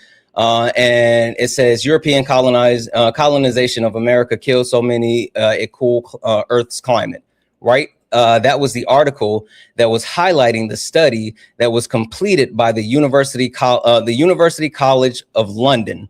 They completed a study looking at the actual, it says the average temperature dropped by 0.15 Celsius in the late 1500s to early 1600s. So it talks about the initial journey of the conquistadors. It talks about Christopher Columbus. It talks about the large scale depopulation It talks about the effects to the agriculture, and it talks about the actual the new vegetation and other things that occurred due to colonization and them killing so many indigenous people. And so the study, like I said, was completed by the UCL. And the title of the study is Colonization of the Americas at the End of the 15th Century Killed So Many People, It Disrupted Earth's Climate. So, can you tell me one more time? I'm still speaking. Can you tell me one more time about how I'm spewing bullshit that I read on Wikipedia? You should also explain that there were volcano activity I need you issues to that happened answer around the that question. time, and also solar activity Hey, was you're at its lowest fucking peak. running. You're fucking running. You said that I'm You're not- spewing. No. Sure, we can talk about other stuff. I need you to directly engage in what we said. You said that you're running. Don't run. Don't run. You said that I'm spewing bullshit that I read off Wikipedia. I not only gave you the study that was completed, but also the reputable news agency, which there's multiple, that actually, not him running. Did he fucking run? Not him running. Guys, why did he run? Why did he run? Poor little poo-poo. Poor little poo-poo. Let's not forget what his claim was. His original claim is that I'm a grifter. And he never defended the grifting point. He never agreed the spewing the same points as everyone on the left. He never approved the claim that I'm just spewing bullshit from Wikipedia. All he did was get dog walked up and down the live because he didn't know shit. That's interesting. That's interesting. I'll just say this, and I'm sure he's still listening. I don't think that I'm the smartest person alive. I don't think that I'm the smartest person, hell, on TikTok. I don't think I'm the best debater on TikTok. I don't think that I'm the best person ever. But I know I'm your better. I'm no better than anyone else, but I'm definitely better than you. I got a couple of I got to do a little bit of grifting, guys, if you don't mind. Give me just a moment, because I gotta hit this grift. W's in the chat for Just Devin for the $5 super chat to say white supremacists have always worn masks to hide their faces because they're completely spineless cowards. Facts. Fucking facts. W's in the chat for let's see here. S Dizzy for the $5 super chat to say, Steve again. Did he donate his G-Stack? Also Solid cooked him on his live. Shout out to him. No, so what Steve did was waited because he got kicked, but he had the ability to come back the next day, and he waited that time frame and then came back. That's how it goes. W's in the chat for Brand for the $5 super chat to say, bro, struggling to hit all Mariah Carey's octaves. Oh yeah, Steve. Oh yeah, fuck for sure. W's in the chat for Phoenix Eyes for sending out the 5 YouTube memberships. W's in the chat. Thank you. W's in the chat for Phoenix Eyes for the $5 super chat to say, for the grift caller, be jealous somewhere else. Right? Fucking weirdo. W's in the chat for Trey for the $10 super chat to say, you clearly don't know what words mean. A grifter is someone who pretends to care about or have an ideology they don't actually have and capitalize on it because they can't. Facts. W's in the chat for Phoenix Eyes for the $5 super chat to say, caller, when you get donations for telling the truth, that makes me sad. Just tell me to be a bootlicker in peace. Exactly. Fucking W's. Holy shit. BC 3713. Let's fucking go. What up? BC 373 sent a $200 YouTube super chat. A fucking $200 YouTube super chat to say, happy 4th, brother. Thanks for being a patriot. Unlike the dude that can't answer a question honestly. Let's fucking go. I want to see 1,000,000 W's in the chat. And I want to see that going and going and going. Fucking thank you so much. You always show up and show out. Holy crap, that's crazy. W's in the chat as well for Trey for the $10 super chat to say, they're always infighting. You're saying it's like they wipe themselves out, which isn't true. It's a whole another thing for people to come from other lands to Turtle Island and to kill everyone and steal the land. Yes, and not only that, but they weaponize indigenous people against indigenous people, literally saying, hey, either you go kill these nations and tribes or we're going to kill you. They literally said that. W's in the chat for the Taffy bot for the sending out the 1 YouTube membership subscription. Let me do a couple of these. Holy fuck. You guys are been. What is happening? Okay, W's in the chat for Johnson Tittle for the $2 super chat to say they walked around in sheets calling themselves wizards and dragons. Let's stop giving the Clancestors losers more credit than they're due. They just had a monopoly on violence. Facts. W's in the chat for Christy for the $11 donation saying, how do you know you're arguing with MAGA? They tell you that your real sources is 100% fake news and then send you to a link of a 3-hour YouTube video recorded by a guy in a pickup truck using a fake name and a fake picture as absolute proof. Keep cooking them, Santana. I love you. I love you too. And that's true. Big facts. W's in the chat for Joel for the $1 donation saying, fuck apple pie. It leaves your mouth dry. I'd rather have Trey lychees or a fawn. I don't know what that is, but W's in the chat for Joe for the $5 donation saying, this is so hilarious and sad. He's so far from denial about the part of racist being racist that it makes up stories about how it's actually the left. Facts.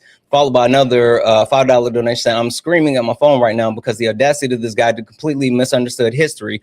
Kennedy stood with MLK Jr. and his legacy when it's when Democrats LBJ signed the Civil Rights Act of 1964 with MLK at his side. Facts.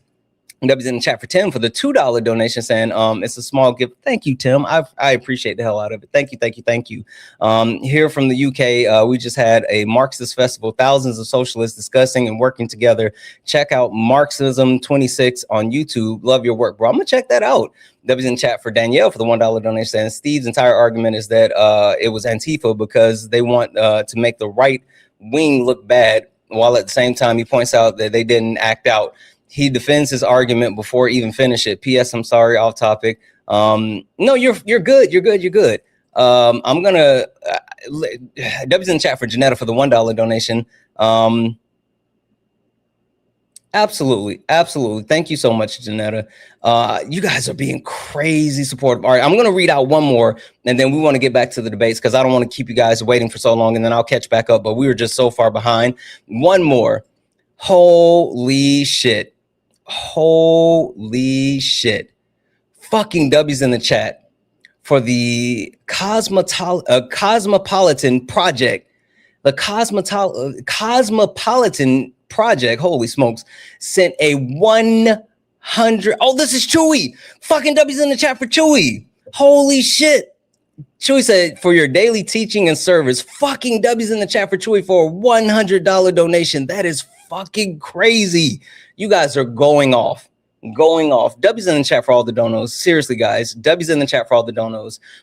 There's more, and I'm going to get to them, but I want to get another debate going before we do. If anyone else would like to support the live, you can do so. Cash App, PayPal, Venmo, pay links in the link tree in the bio. Santana Speaks for You. Santana Speaks for You is the best way to support the live. If you're over on YouTube, you can send a super chat, and I will read that out. Also, 1.8 thousand people hanging out. Look up at the top. If you see the word follow, that means you're not following me. We only got 40 new followers on the stream, 41 new followers on the stream. I know there's more than 41 people that have not followed me. So hit that follow button, turn on notifications so you know when we go live all the time. Only request up if you're a Trump supporter, disagree with anything on the background. We're only looking for some debate. Steve, are you there? Yep. Still here. All right, Steve, you were supposed to be doing something and you're supposed to be researching something. What did you come back with? I was to pick up where you left off with that other caller regarding Turtle Island fury. No. I want you to pick off where you and I left off. You're supposed to be going to look something up, Steve. We're talking about what happened with the actual party switch and then the actual premise. You said this was all like conservatives and Republicans. We talked about like the Civil Rights Act and all that. where were we, Steve? Like it's kind of the same thing. You're pulling from sources that you trust, whereas I pull from sources that I trust. You give yours weight, and then you disregard mine. I'm not exactly sure how you could. Like I said, you can't prove a negative. I'm using history books that I've read myself. Heritage Foundation is a very good one. The Heritage Foundation? Oh, absolutely. Fuck out of here, Steve. Because you don't like them. I understand that. No, Steve. Steve, what's the Heritage Foundation? As if the Guardian is some source of truth? Yeah, that was one thing that I read off, but I told you the Guardian ran the story based off of the study from UCL. So me saying that the actual Guardian had a story talking about it. You can go to BBC, CNN, Business Insider, history.com. I'm still speaking, Steve. I'm still speaking, Steve. While I brought up the Guardian running the story, also BBC, CNN, Business Insider, and even history.com ran a story as well talking about the study that I just highlighted. So the study came from the UCL, but people ran stories talking about it. Now answer the question, what's the Heritage Foundation? Think tank. What type of think tank? Conservative. A far-right conservative think tank. Hey, what was the 50 to 60 year initiative that the Heritage Foundation put money, resources, time, and energy behind? Well, I don't think they put a lot of money behind it. The 2025 project. No, that's before that. No, because this has been a 50 to 60 year initiative. Unfamiliar. Overturning Roe. Oh, I think that was great. I don't give a fuck what you think. I'm saying that was their initiative. Who recommended the 3 Supreme Court justices that were nominated by Donald Trump? Heritage, for sure. Who recommended J.D. Vance as Donald Trump's vice president running mate? Heritage again. Who wrote Project 2025, which about 60 to 70% has been implemented since Donald Trump got into office? I don't necessarily agree with that, but that clown in Heritage, I did look at. No, it wasn't a quote unquote clown in Heritage. It was literally the Heritage Foundation, which multiple members of the Heritage Foundation, multiple members within the Heritage Foundation, including members that are currently a part of Trump's administration, like David Carr and Steve Whitcott, wrote different portions of the Project 2025. So when you sit here and bring up the Heritage Foundation, you're literally bringing up a think tank that's a far-right think tank that has skewed information. So why would I listen to your source, which is the fucking Heritage Foundation? That doesn't even make sense. You're asking me to listen to a source that you're talking about global warming, who lives in a society that's killing off tens of thousands of people off of just bullshit stories. I mean, we're surviving over here in air conditioning during this heat wave. They're okay with just letting their people die because they're... Shut the fuck up, Steve.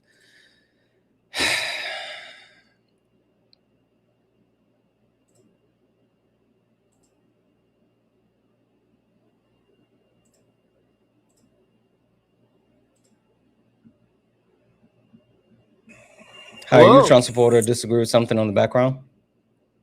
Yeah, I do want to leave off on the university. Are you a Trump supporter or disagree with something on the background?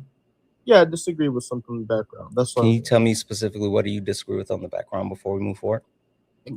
I really want to know, because I really don't hear your take. I really want to know before I say I really disagree with it. I need to verify that there's actually a debate here before we go forward. So can you tell me which points you actually disagree with? Capitalism, socialism, and socialism and communism works. So you disagree? You think capitalism works and not socialism and communism? I think capitalism works better. Okay, that's fine. Steve, you can fuck off. Like, I'm so tired of your premise of like just believing shit that you can't prove, not having factual information. Just fuck off, Steve. Can you give me just a few moments to thank a couple of people, and then I'll give you the floor? Yeah, I got you. All right, perfect. Catching back up on these donations. W's in the chat for Marie for the $1 donation, saying I'm out of blue bottle files for my spiders, so Steve can go in the jar as a substitute. I know that's right. I mean, usually I give her quality gourmet, but at least I'll make some use of them. Facts. W's in the chat for Josh for the $2 donation, saying I'm ready to learn. I'm locked in. I know that's right, Josh. W's in the chat for Gigi for the $5 donation, saying for the grift, MAGA tears. Absolutely. They are so angry. W's in the chat as well for Craft Weaver. Hey, Craft Weaver for the $5 donation, saying calling education grifting is crazy for someone who clearly never paid attention. He didn't even pay attention while I was speaking. W's in the chat for Joe for the $2 donation, saying Chud, the ABC builder block was really like but volcanoes. Blah. Yep. That's literally what he did. W's in chat for Sabrina for the $10 donation for the grift. Thank you for all that you do to educate people and advocate for rights. I try. W's in the chat for Kayla for the $3 and 38-cent donation, saying, hi, you may not remember me, but mentioned a month ago that I was starting a course teaching English abroad. I remember that. I finished my program with 94. Let's fucking go. And now I have my first and hopefully last job interview at an elementary school in Korea sometime this week. Fucking W's in the chat. You said, sorry, I can't say more. No, hey, thank you for the corrugate. Seriously, no, thank you. That is a crazy amount, but congratulations and go get it. You got it. W's in the chat. W's in chat for Stacy for the $10 donation, saying you're a national treasure. I don't know about that one. Once I find a job, more donations come your way. Stacy, you are fucking amazing. Thank you for the 10. I really, really mean that. W's in the chat for Renell, holy shit, thank you for the 25, Renell. He said, for the only way I choose to celebrate the 4th of July this year with you guys, love you, Santana, and how was your smash, how you smash the maggots? I try, I literally try. W's in the chat for Kat for the $2 donation, saying they don't realize that Trump is the biggest grifter alive. Facts.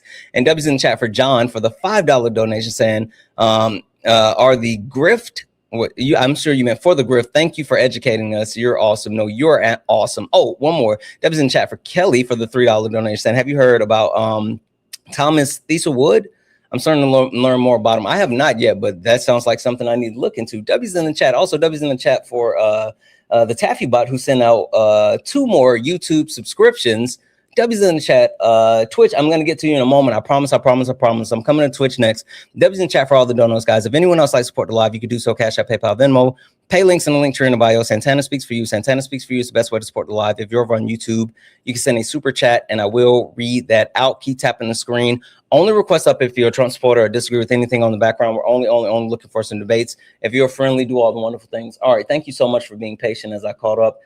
You said you disagree. You think capitalism is optimal versus socialism or communism. Why do you say that?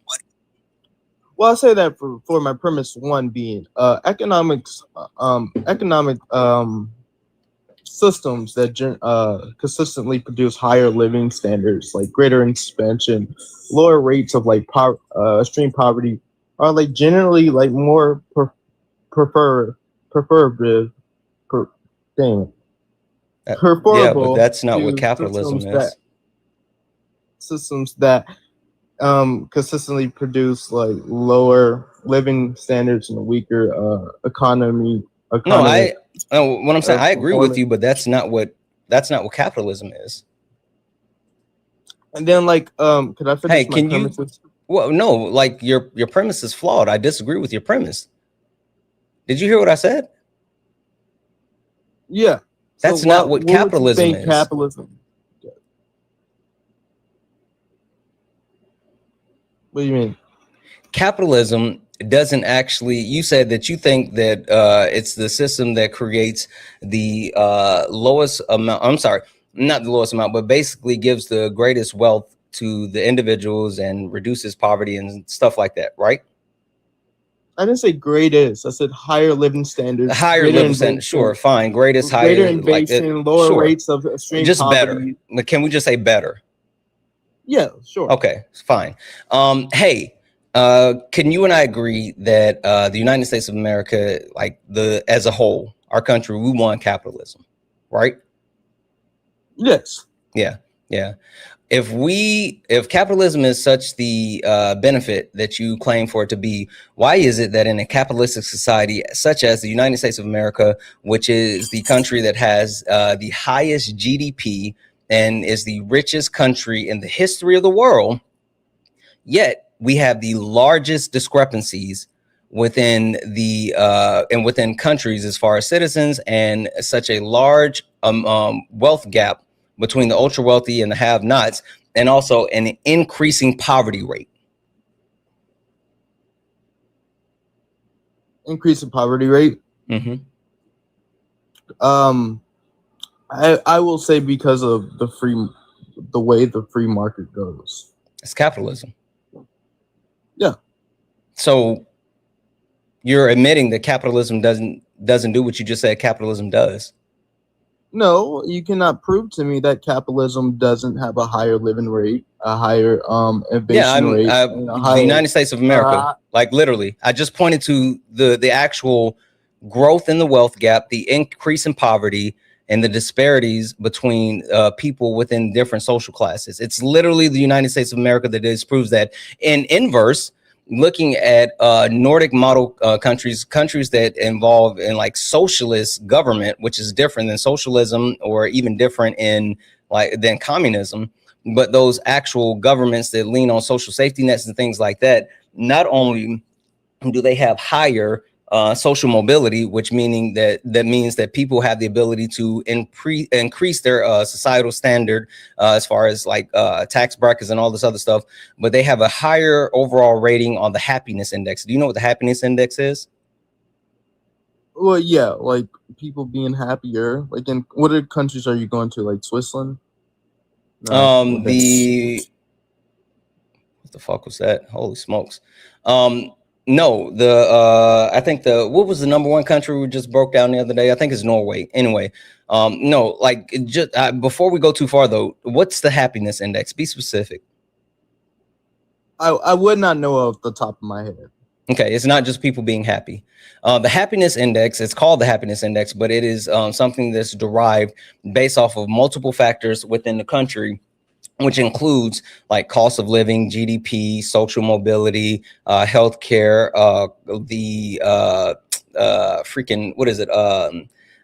life expectancy, quality of life, like a bunch of different key indicators that gauge where the society as a whole, where they actually rank.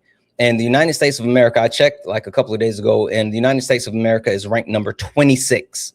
Right behind a bunch of socialist governments like Norway, Finland, Sweden, but also behind places like Canada, also behind places like the UK. Like all of these, you can talk about countries that actually engage in socialist practices, but even the countries that are hyper concentrated on capitalism, while then at the same time giving some type of social safety net like universal health care, perform on the happiness index at a higher level than the United States of America, which solely focuses on capitalism.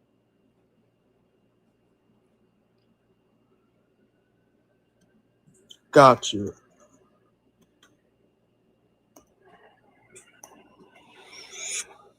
Did you need a minute?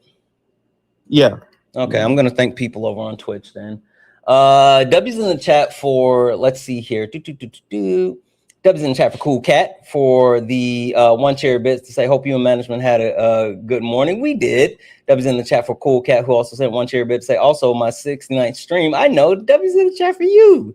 W's in the chat for Manders for the one cherry bit to say, Santana, the third flag, the third flag scene was the falsy Mussolini flag. Oh, holy shit. Literally a fascist flag? That's crazy.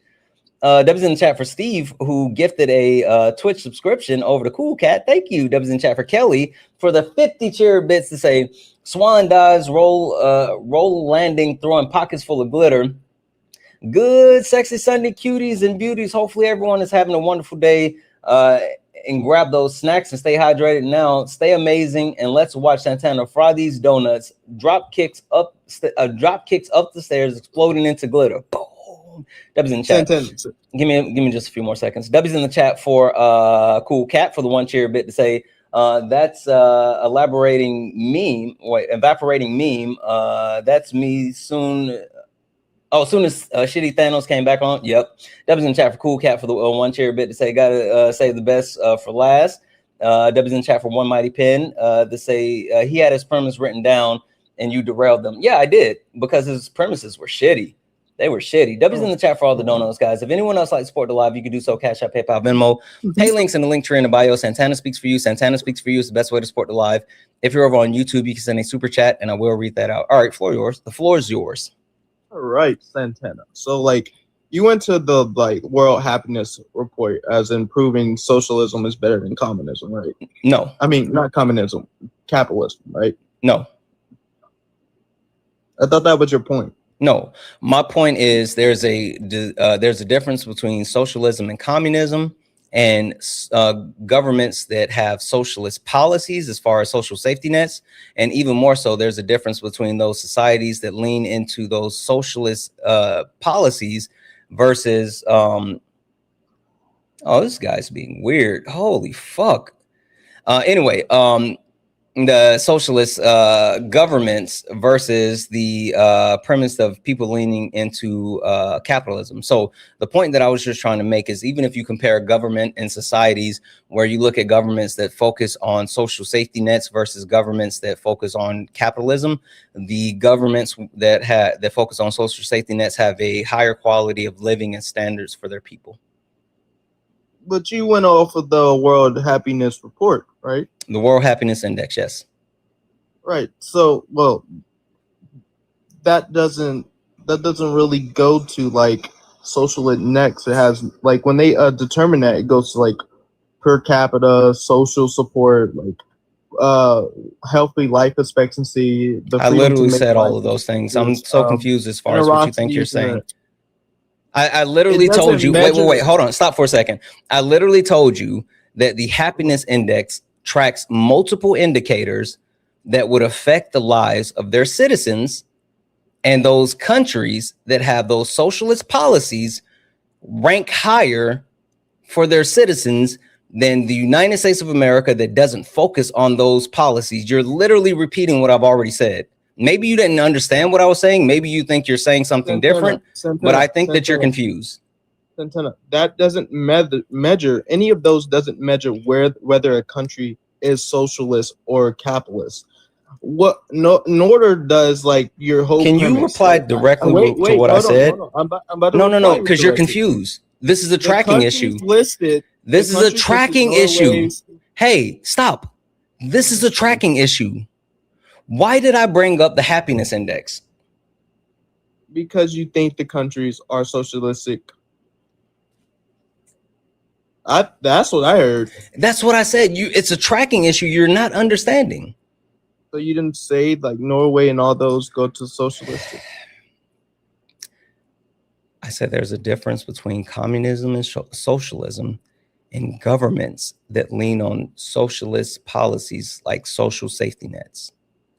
And so what I said was these governments that lean on social safety nets perform better on the happiness index compared to the United States of America that solely leans on capitalistic policies. So the point that I'm trying to get to is that even a government that is not socialist or communist, but embraces social safety nets, perform higher than our government who leans on capitalism. That's the entire point. Right, but by economists, right? Those economies are not socialistic, or like social economies are in the sense of the word socialism. They're what did I say before I started saying? Did you hear the first part? What I just said? Economies. Did you hear the first part of what I said? You're not listening. Yes, I'm listening. What did I say about socialism? What did I say? What did I say about? about socialism and communism versus governments that embrace socialist policies like social safety nets? Do you agree that we embrace No, socialist? stop running. Stop running. What did I say? What did I say about socialism and communism versus governments that embrace socialist policies such as social safety nets? I didn't say anything about communism. We're talking about socialism. I said that we're not talking that these governments are socialist or communist governments. You don't know the difference between socialists and communists. And FYI, you said we're not talking about communism. The truest form of communism and socialism run parallel. There's only a few differences between what socialism and communism is, but I digress.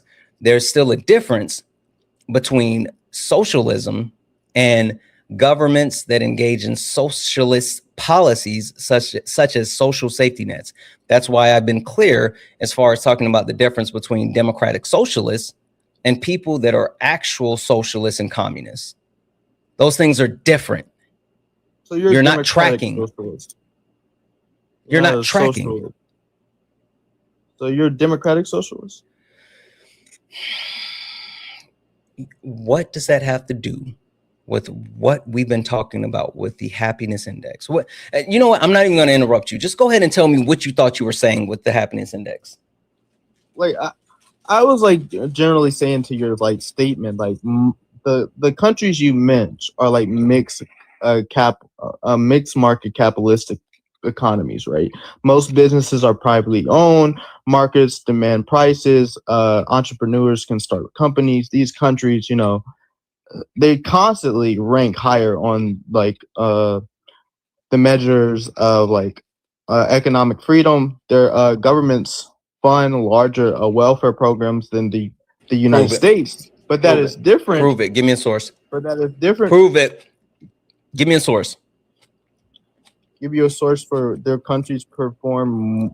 No, give me a source that you're saying that these countries that lean into capitalism provide larger appropriations to social safety nets than these countries that have socialist policies. Gotcha.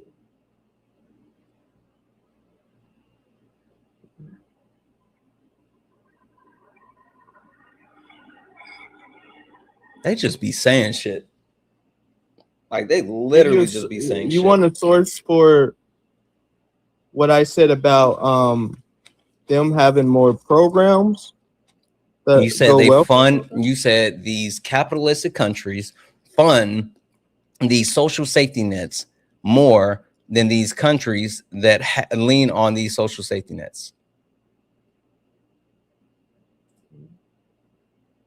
I said Lynn. What I said? What? Confused. I know you're confused. You're not good at this. I said, okay, whatever with the insults. Their countries. What was an insult? How did I insult you? Their government. How did I insult you? You're not good at this. It's an undertone. That's not an insult. No, that's not an insult. That's an assessment. It's not an assessment. An insult would be like you're a dweeb. Me saying that you're not good at this is just an assessment of what we've been going through. Well, I could say the same thing of like talking to you. Sure, but yours would be based off of your feelings versus any type of factual information. The factual information as you're using the happiness report as a causation when it's not even a causation of communism or socialism. You're just wrong. What does it mean to be a causation? Causation mean it is incompared. Like it goes together. No, that's not a causation. Causation does connect, right? What's a causation? A causation is where it connects. That's what I think causation is. I don't care what you think it means. What does it actually mean? I mean, it's like the action of causing something, like the relation. Causation means that this is an event that occurs due to an independent event. They're not directly related. You're just paralleling those two when there's nothing, i.e., there's more crime in the summertime. People eat more ice cream in the summertime. Therefore, you're saying So was I ice correct? cream. I'm still finishing giving you information that you don't understand. I think I was correct. You was confirming You that I was weren't. correct. You're just saying random shit. And the point that But I'm trying to make. What does the worldly happiness? The point that I'm trying to Where make. does the is world the happiness point. report? Stop coming off mute. If you come off mute again, I'm going to take it as a concession and I'm just going to kick you. Or you can just run. I don't give a fuck. Like, what are we doing? Holy fuck, what are we doing? That was just stupid. All right. Only request up if you're a Trump supporter or disagree with anything on the background. We're only looking for some debates. Only request up if you're a Trump supporter or disagree with anything on the background. We're only looking for some debates. If you like to support the live, you can do so. Cash App, PayPal, Venmo. Pay links and link tree in the bio. Santana speaks for you. Santana speaks for you is the best way to support the live. If you're over on YouTube, you can send a super chat and I will read that out, guys. Again, only request up if you are a Trump supporter or disagree with anything on the background. We're only looking for some debates. Hi, are you a Trump supporter or disagree with anything on the background? Rocky Dean, are you a Trump supporter or disagree with anything on the background? Okay, drop you down. Guys, only request up if you are a Trump supporter or disagree with anything on the background. We're only looking for some debates. Only request up if you are a Trump supporter or disagree with anything on the background. We're only looking for some debates. Hi, Mel, are you a Trump supporter or disagree with anything on the background? Mel, are you a Trump supporter or disagree with anything on the background?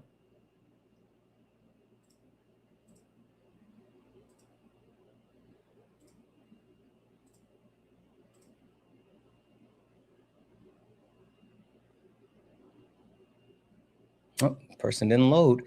Let's see here. Hi, I think it's Chinny over on YouTube. Are you a Trump supporter or disagree with anything on the background? That. Only request up if you're a Trump supporter or disagree with anything on the background. We're only looking for some debates. It seems like everyone keeps dropping out, but it's fine. Guys, keep tapping the screen. Let's go ahead and get the likes up to 450. Let's 350,000 likes. Tap the screen, share the live, send your daily heart. Me, it's only one coin. W's in the chat for also Crow. Cough Crow for the stream streak. I think we're caught up everywhere. All right. So, guys, as we wait on someone to actually get the courage to hop up in the box and actually debate us, I want to finish up the thoughts that I had on a couple of different things. So we were talking about the premise as far as the white nationalists that had marched on DC yesterday. But there's something that I need you guys to hear. There's something that we want to absolutely dig into. And that is the perpetuation by the Trump administration and the Republican Party about communism. The reason why I have communism on the background is literally because the Republican Party over the last few days have been leaning into the ideology that communism is the thing that we need to be worried about, right? They're literally leaning into that.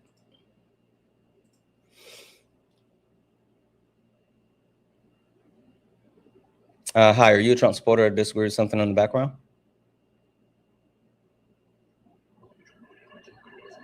The chocolate one, are you a Trump supporter or disagree with anything on the background? Okay. Oh my God, I'm so... All good, all good. All right, so like I said, the Trump administration or the Republican Party has been leaning into the premise behind communism, right? And so I want to play you guys. This wasn't from yesterday. This was the day before, where Donald Trump was actively talking about communism. He did a speech where or is it at the it's South Dakota, right? Where the South Dakota, where the what's the fucking thing called with the presidents? Mount Rushmore. Holy shit. So he did a whole speech and he leaned into it. So let's listen to what he said. Yet as we approach this magnificent anniversary, we see our American identity under a renewed attack.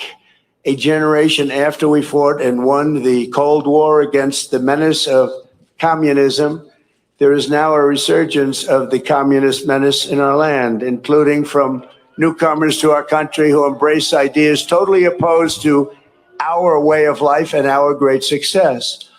These are not mere political disagreements like differences over taxes or regulations. Communism is a mortal threat to American liberty. It is the greatest threat to our country, including World War I, World War II, Pearl Harbor, or even 9/11. We're not going to let this happen to us. Believe me, we're not letting it happen. Because communism is the enemy of free people everywhere in the world. Never works. It's the enemy of the Constitution. Above all, it's the enemy of July 4th, 1776. It is the enemy indeed. Even while the radicals and extremists attack our incredible history at every turn, they are silent on the miserable history of communism itself because it never worked.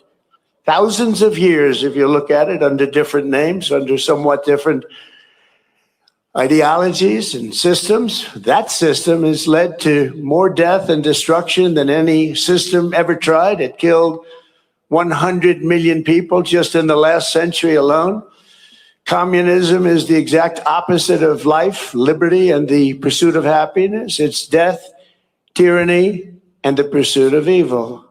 The godless communist morality states that anything is justified to bring about inhuman visions and to really propose what's good. They don't want good. They don't love God, and they don't want God. They don't love religion, and they don't want religion, and they won't have it.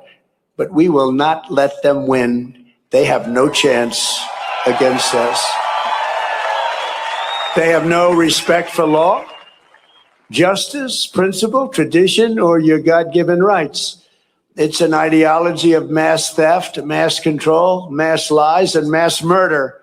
Such doctrines can be given no quarter in a democracy because the first thing they do when they get into power is turn around and destroy it. It always is destroyed, just as communists have done in other countries all over the world, no matter where you look. Very simply, communism represents the worst ideas and abuses in history by the worst people. The American founding represents the best ideas and traditions in history by the best people like you. You can be loyal to Karl Marx, or you can be loyal to America. You can be a communist, or you can be a patriot. You cannot be both. As for those who peddle Marxist lies about our heritage, tell our children that we live on stolen land or that our heroes were oppressors, they're doing something much worse than slandering our past. They are slandering and attacking our future. Not going to let that happen. They're trying to tear down the great American character, to destroy the people who declared independence. So France said that it's the truth. What's the truth? Oh, what's the truth? Come up here and tell me what's the truth. So I wanted to play that because when I tell you, it was just a like rambling, nonstop, big bag of lies. Like when I tell you, it was absolutely one of the most unhinged things that I've ever heard. Like the entire projection around what communism is, and then portraying communism to be something that has been overwhelmingly like the reason why people believe that capitalism is the like the way to go, even though capitalism absolutely does all the shit that they say communism has done. It's because of the propaganda. It's literally because of the propaganda. It's literally because of the propaganda. And so that was not yesterday, but the day before. But then he followed that up. He followed that up last night after, you know, the storms and being rained out and all this other shit. He followed that up last night with still talking about communism. This is what he said. We vanquished fascism. Americans stood against the evil of communism in the Cold War. And as I said last night at the beautiful Mount Rushmore, what a beautiful place, where Washington, Jefferson, Lincoln, and Theodore Roosevelt loomed over my shoulder as I spoke. America will never be a communist country. Won't happen. Communism is a loser, and it always will be. The communist system is the opposite of the American system, and the communist system has never worked. Our warriors did not fight communism on battlefields across the world, only to have that menace rear its ugly head right back here in America. We're not going to let it happen.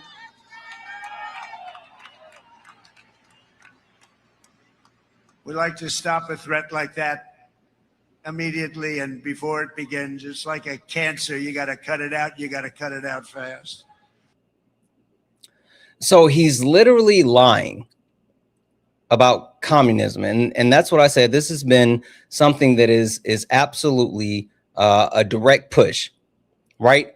This is a direct push of the Republican Party. They have their talking notes. They have their speaking notes. And this is something that they're leaning on. They're literally leaning on this. And I need everyone to understand that this is what they will continue to say and do and perpetuate. And if you think I'm lying, then what you have to do is listen to the information that's being parroted out to all of the Trump supporters. We all know that Trump supporters, that MAGA, that people on the right don't actually fact check stuff. They don't know a lot of things. They don't even know what communism or socialism is, but they just know that it's scary, right? And since they know that it's scary, then they are easily intimidated by anything that seems scary. And so this administration is absolutely leaning into it and counting on places like Fox News, who speak to millions of viewers, including the older generation who remembers the Red Scare, to actually push this information out. This is Jesse Waters from Fox News after getting his talking points from the Republican Party. We're going to defend our history, our heritage, our property, and our values. And if New York City falls, it's dominoes. So you got to stand your ground. We're not going to apologize. But these people do have more support than you think. They have support in high places. This is your way of celebrating America. The White House did it much differently with the UFC fight. What did you think about that? No. It was a travesty. Yeah. What else can you say about it? It was embarrassing. I was embarrassed to be an American. The media has been so focused on the reflecting pool, they didn't see communism coming. It's the Red Scare 2.0. It's the Red Scare 2.0. It's literally them trying to propagate and connect the Democratic Party with communism in order to somehow keep the Democratic Party out of power. Let's be clear. The Democratic Party, they're not communists.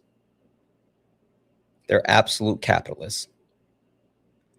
There's barely any difference between the Democratic and the Republican Party as far as how they don't necessarily do things to better the lives of everyday Americans and how they continue to actually benefit from the systems that we exist in. My line of demarcation is the Republican Party is absolutely actively trying to harm and kill American citizens while the Democratic Party isn't. Only request up if you're a Trump supporter or disagree with anything on the background. We're only looking for some debates. Only request up if you are a Trump supporter or disagree with anything on the background. We're only looking for some debates. If you are friendly and like to support the live, you can do so. Cash App, PayPal, Venmo, pay links and link in the bio. Santana speaks for you. It's the best way to support the live. If you're over on YouTube, you can send a super chat and I will read that out. Hi, Rich, are you a Trump supporter or disagree with anything on the background? I disagree with your comments on capitalism and communism. Okay. All right. So, Rich, are you saying that you think that capitalism is superior to socialism and communism? I guess what's the definition of superior? Because then there's different categories on whether it's good or bad. Do you think it's preferable for preferable. us to live under a capitalistic society versus a socialist or a communist society? Yes, but what do you consider a social democracy? Is that socialist or capitalistic? I'm a social democracy. I believe in social democracy. Yeah, I mean, like if we're talking about an actual governmental society, then I'm talking about like the Nordic model, the governments that lean into social safety nets. But I'm talking about as a whole, the societal premise of socialism and communism. But I mean, we can talk about the difference. The one thing that I always try to say, and I think this is like something that people don't understand, not only do we have to go through socialism to get to communism, but I'm someone that believes in, like, I understand the necessity of taking steps. And so while, like, I'm not a communist, but I do believe that communism is the optimal society for all of us. I also understand that taking shifts, as far as shifting towards a democratic socialist running, you know, different parts of the government, and then moving the government as a whole towards a an actual socialist-based government where they lean on those different social safety nets, and then moving past that to socialism and communism. So, like, I'm good with taking those steps. So, with the steps, I mean, eventually, do you want capitalism to go away? Yeah, I believe in class consciousness and freedom of the proletariat. I just want to make sure we actually disagree. See, I disagree there. I think capitalism motivates people to get up, work hard, and do things to make themselves, their lives better. And they have an avenue by doing that, by going and working smart and hard. It's a way to improve their lives. I want people to have that opportunity. It seems like, and I've never lived in a communist country, but it just seems like it's great in theory, but when you actually do it, some people are lazy, don't want to do as much, but why should everyone get equal stuff if some people are lazy? It just doesn't seem to work in the real world. Okay. So two things to actually speak on with that. Socialism and communism, that's not about like everybody getting equal. That's not what those things are. And a lot of people have confusions around that. It speaks on the ability to have a floor, right? Communism does not have capitalism does not have a floor. People can be like crazy amounts of poverty. Socialism and communism ensures that at the very least, everyone has a floor and are able to access things that are needed to be a part of society. Now, who has more within those societies depends on the individual. So that's the difference between socialism, communism versus capitalism. And also it puts a cap on people being able to hoard the resources. So it keeps things like having a trillionaire from happening because one person can't monopolize resources to the point that they're able to exploit resources and gain obscene amounts of wealth. So like that's the difference. But you said that when it comes to it never working, because there has been implementations of socialist societies and things like that throughout the history of the world, but every single time there is a socialist or socialism that takes over a country, there's a Western power that has interfered and ensured that the socialism or communism is shut down so they can institute capitalism. If socialism and communism was such a failure and doomed to fail, why is it that these Western societies who believe in capitalism, instead of allowing them to just fail, interfere every time to stop them and cause them to fail so they can implement capitalism? So That's my rebuttal. Have you ever heard of New Harmony? No, what's New Harmony? I actually read about this yesterday. It was fascinating. There was a town, a wealthy Irishman businessman came over and basically instituted socialism, bought the whole town, and just started it as socialistic here in the United States. And it failed. I mean, there was just no way, because certain people just didn't want to do much work. And it eventually failed after about 2.5, 3 years. No capitalism got in the way. No country tried to stop them. It just failed. So I mean, I would disagree that it always is taken over by some capitalistic country trying to stop it. So I disagree with that comment. Yeah, I mean, I hear what you're saying, but I would love to know more about New Harmony. I mean, making a claim about New Harmony and just saying that it just failed. Like, I think that's a big statement without understanding anything more about it. Let's see here. It's Illinois border, 28 miles. First occupied for a ground Indian. A German preacher fought going in Pennsylvania, 1803, with his followers. 1865, Walsh went to the United States and found a cooperative community based on plans for humanity, salvation through rational thinking and cooperation and free education. He was aided by William Matcher, a Scottish-born geologist, businessman, and philanthropist. Methods sought to establish them as a community. Michael agreed to finance the schools, recruiting several dozen distinguished scholars and educators. About 1,000 settlers responded to Owen's public appeal. Most of them were misfits who ate his ration or arguing over the government and were unable to perform the menial tasks vital such as the community. Farmers and workers lay idle while venture anarchy resided. Oh, okay. So it sounds like not only did this actual premise of people who joined, about those 1,000 settlers, they weren't actively trying to come and be a part of this society. They just saw an actual opening to step out of the current system that they were in, and they did so without the intentions of actually helping New Harmony grow. So that's the freeloaders, basically. Yeah, the freeloaders moved in. But aren't you going to have that in a country if you had pure socialism? There are going to be certain freeloaders, which kills the motivation of the hardworking people.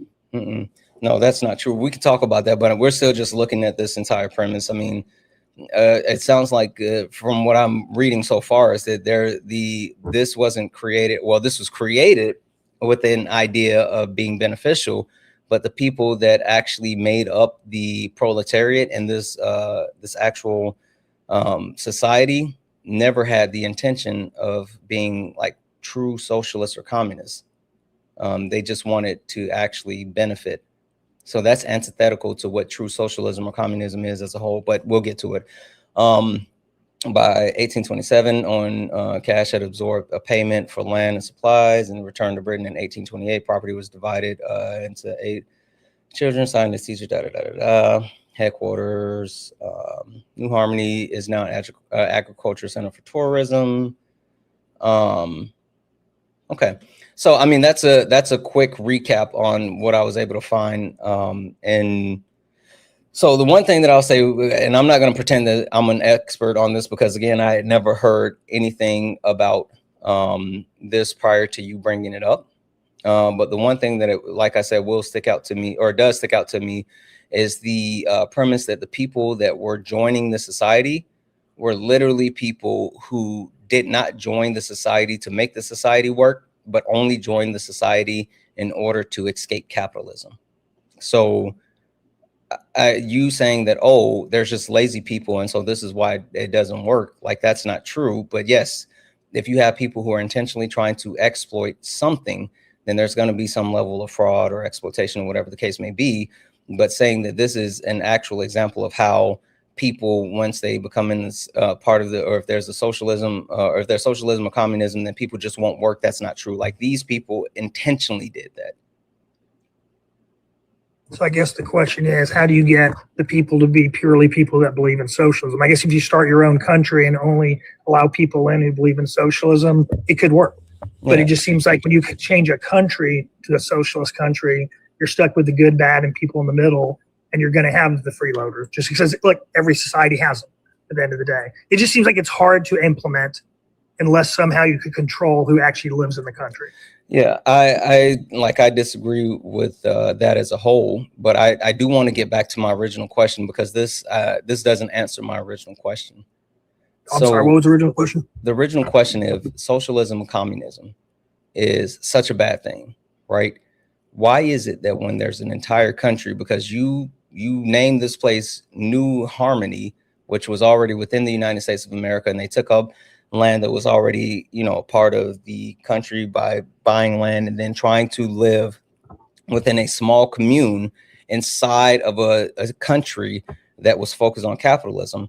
Why is it that when there's a complete shift towards socialism or communism, like with countries like Grenada or Cuba or things like that, why is it that it takes government intervention from these Western civilizations who want to uphold capitalism in order to make sure they fail? Is the reason, and I don't know off the top of my head of a country where that has not been the case, but is the reason they're attacking is because they're not capitalists, or is the reason they're attacking they're afraid that they are the boogeyman or something? No, they use the propaganda of being the boogeyman to govern support, but it's all about upholding capitalism and dismantling any type of communal living. I've been talking about this a lot, and maybe you can keep up with this when other people haven't. Prior to the colonization of Turtle Island, right? Prior to the Spaniards, prior to the British, the Dutch, prior to the French coming to Turtle Island and colonizing them, and everything that happened there, the indigenous people that lived here, what type of society did they live in? Was this American Indian? Is that what you're talking about? Or Spanish? They're indigenous people or native people. The I word is a slur when talking about them. They say don't call them. I apologize. All good. But yes, I'm talking about indigenous people that made up the population of Turtle Island. Yes. My understanding that a socialistic society did work for the Indian. You said it again. Stop saying the I word. Indigenous people or native people? I'm sorry, indigenous people of the United States. My understanding is it did work. Yeah. So they engaged in a communal society that was led through the matriarchy, and it was beneficial to tribes. Were there conflicts? Yes. Were there different battles of lands and resources? Yes. But was there an overall functioning communal lifestyle that was respected by all of the indigenous nations that made up Turtle Island? Absolutely. Now, when the Spaniards came with the conquistadors, which led to the Brits and the Dutch and the French coming in and taking over different parts of the country and colonizing, and then even came the Revolutionary War and then the inception of the United States of America, there was a push of pro-Western ideology, which was based off of capitalism. Hell, at one point, the colonizers tried to buy the land from indigenous people, and they actually told them they don't, like, money does them no good. They have no interest in money because money can't actually give them what land does, which is subsistence to continue to ensure that their children and their families have the ability to live. So they didn't want the money. They wanted to be able to continue to have their resources and share their resources. But why is it that these Western societies had a hyperfixation on implementing a capitalistic society versus the communism society that these indigenous people lived in? Obviously, the capitalistic people felt threatened, so that's why they did it. They shouldn't have. They were wrong, obviously. But I will say one thing about Turtle Island. They were allowed to banish people, these indigenous people who were non-performers, whether it's something that was affecting the cultural society or people that were not performing to help the group of the people, they were banished. So I guess that means socialism works as long as you can banish the non-performers. That's not true. What are you talking about? They were banished. I'm reading right here on, I just Googled it. It's talking about Turtle Island, modern sovereign power. Yeah, Used what by are you indigenous talking? I know tribes. you're Googling and looking at some type of AI overview. What are you talking about? They were banished. Banishment and disenrollment in the Indian country. Tribes rely on inherent sovereignty to enforce banishment as a mechanism for cultural justice and public safety. What does that have to I'm do not with going to get anything? that. What I'm saying is I think socialism can work, but you have to be able to get rid of the non-performers. That's not about being non-performers. That's about people who are actively harmful to society. That's not quote unquote non-performers. You're literally sitting here trying to pretend as if people just aren't going to function within society. But this happens when people were literally being actively harmful, not just not performing. You're just wrong. And you're still not even addressing what I said. I want you to go back to the question that I had was, why was it that these colonizers perpetuated capitalism on these communal living indigenous people? I started my comment. I said that they felt threatened, so they wrongly That's not went right. in there and tried It wasn't to turn about over. them feeling threatened. Oh, I don't know the answer then. What was it? It was because not only does capitalism uphold Western values as far as what the Western societies are rooted in, but it also upholded the patriarchy. What's the difference between the patriarchy and the matriarchy? I have no idea about this kind of stuff. Not my area of any knowledge at all. Yeah, the patriarchy is the hierarchy that it perpetuates men as the dominant gender, right? While women are looked at as less of. This was a huge conflict with those indigenous indigenous tribes and nations, because again, they were a matriarchy led by the different women leader within their society. They also leaned into and accepted the different aspects of their society when it came to like the queer community, people that were looked at as like either gay, lesbian, two-spirited, or whatever the case may be. They also even had a saying for trans people. I can't remember what the saying was, or what their phrase was, but it breaks down to half man, half woman, right? Talking about trans people.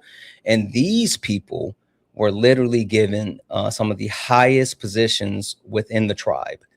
And so the point being is that it was not an actual civilization that was man-centered. And since it was not a civilization that was man-centered, where these European nations and colonizers were man-centered, they did not want that to be something.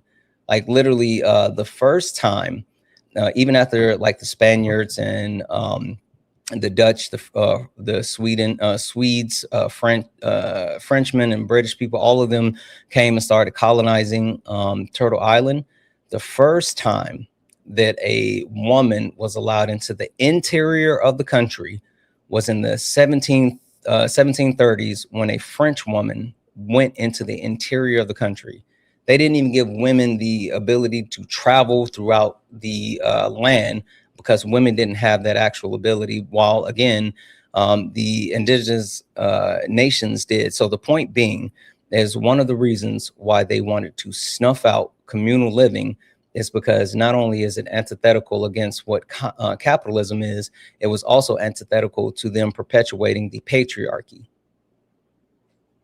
And I agree with the patriarchy thing you're talking about. I'm a capitalist in the sense that I think the best person should get the job, the best group should get the resources. I don't care, male, female, what country they're from, what their sexual or religious beliefs. None of that should matter. I'm just confused how any of this has to do with capitalism. That was where I'm confused. Okay, I got you. The reason why you're confused is because the patriarchy precedes capitalism. You can't have capitalism without feudalism, because feudalism predates capitalism. But does feudalism mean a world? Feudalism predates capitalism and also race. Those like race and racism and also capitalism live inside of feudalism, which is the perpetuation of the patriarchy. So you're saying you can't have capitalism if you put different people in charge from different countries and races and sexual orientations and all that? If We you can still have dismantle, capitalism. if you dismantle the patriarchy, then capitalism and race can be dismantled. But you can't keep capitalism and not have the patriarchy. I guess I'm gonna have to go do my homework. 'Cause I don't see how the two are intertwined. But yeah, I'm just stating that one of the reasons, one of the things that was created to uphold the patriarchy was capitalism. Yeah, I'm totally stumped on this. Then I don't understand how capitalism has anything to do. I mean, it seems like a woman can be in charge of a company, and a free market has nothing to do with sex or race or sexual identity. If that's the case, like, why is it that women, even if you look at our country, right, women have always been deemed to be second-class citizens, and women were not only with the creation of the United States of America, with the United States Constitution, women were not looked at as citizens, right? And so they had to obtain voting rights and additional rights. I mean, like, it wasn't until like the 1970s where women could have bank accounts and purchase land without having a husband or a father, be the actual beneficiary of said like property or bank account. And so since they have been looked at as second-class citizens, the ability for them to escalate throughout our society has been limited, even today. Right. If you look at the representation, while women CEOs make up less than, I think it's like less than 10% of Fortune 500 11. companies. It's 11, but yeah, it's 11. Yeah.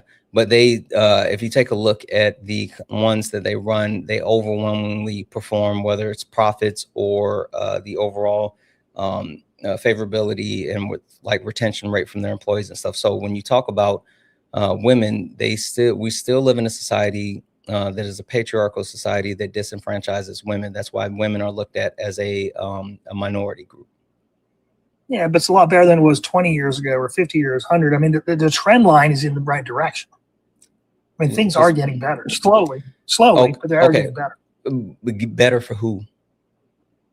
Well, let's say women. There were 0 CEOs of the Fortune 500 50 years ago, and now 11% of them are. So it's heading in the right direction. Do women have more rights today or 40 years ago? Well, if you factor in the stuff that Trump's done, they have less based on everything that they did with. Yeah, I'm not sure that's being a CEO, but it has nothing to do with being a CEO of a company and getting a job. I understand with sexual reproduction, there's issues, but not with. Wait, so if people don't have access to the bodily autonomy, do you think they care about how much money they make when they can't even make decisions about their own bodies? I never said that, but I'm saying a woman could still become CEO. Yeah, even statistically speaking, it's harder for women to get into that position, but that still digs at the heart of the fact that the patriarchy continues to disenfranchise women to ensure that even if there's a little bit of progression within the society, it's not to the level of like the proper representation. You do understand that women make up over 51% of the US population, right? Absolutely, definitely. So while making up such a large portion of the US population, but still getting such a small amount of representation within leadership, you're saying just because it ticked up from 5% to 11%, that's a good thing? It is a good thing, because maybe we'll be up to 20% and then 30% and 40% over time. Maybe. But the trend line is right. Well, it's heading in the right direction. Can you tell me why is it that Kamala Devi Harris, in your thoughts, why do you think Kamala Devi Harris lost the 2024 presidential election to Donald Timothy Trump? Because there's 2 horrible categories of people in this country. There's a certain group that's racist, and there's a certain group that hate women, and those people pushed it over towards Trump. I didn't vote for Trump, by the way. No, that's fine. I'm not talking about, but that's one category. That's called misogynoir. Okay. Misogynoir is the intersect of racism and misogyny. But yes, right. I mean, there's multiple factors that cause Kamala Harris not to win the presidential election. You could talk about the fact she only had 107 days. You can talk about the fact that she did not completely disavow Israel and what was happening with the genocide in Gaza. You can talk about the fact that they connected her with the policies that they thought to be a failure with the Biden administration, not understanding that the Biden administration passed some of the most monumental legislation and had some of the most positive impacts out of any presidency in United States history. But the bigger factor is misogynoir. And when I say misogynoir, I speak to the fact that Donald Trump got more votes from white men than any other president in United States history. That includes Joe Biden, who broke the record for the amount of votes ever received. And that also includes Ronald Reagan, who the Reagan map, if you ever looked at it, won every single state except one. Donald Trump still got more votes from white men than any other president. And that's because the spot at the top of the patriarchal system was being threatened. And so white men saw this black woman coming for the highest office in the land and showed up and voted for Trump at a higher clip than anyone else. That literally speaks to the maintenance and structuring of the hierarchy. Shout out to Solid. Anytime that there are threats to this hierarchical system, then there's ways for white supremacy to continue to maintenance and structure it. That's why they look to disenfranchise people. That's why they look to restrict rights, and they literally will kill people in order to uphold this actual hierarchical system. My belief system is social media has made it worse. I mean, it's 2 steps forward, 1 step back. It may have been 2 steps forward, 3 steps back with social media, but social media has been a plague on our country and the youth. I mean, it's just horrible, the amount of things. I mean, I've seen normal people come out to be racist, and I'm just shocked. I'm like, you were not raised that way. You're never. I'm a dad, and my kids are 23, 21, and 16, and I've seen friends of mine, sons, go off to college, normal, good kids. They come back and they're like racist, and I'm like, where's this? Oh, and then they start talking about Israel and all this other stuff. I mean, they're just racist people. So I think social media have to do with racism. You're right. That's the wrong term. I agree. That's the wrong term. Hateful. I think the thing that you're not understanding is the society that we live in. Like, social media didn't craft the society crafted social media. Like, that's why I'm talking about the patriarchy. That's why I'm talking about feudalism predating race and capitalism. Like, you can sit here and say like, oh, social media did this. No. Social media has just perpetuated what the system is.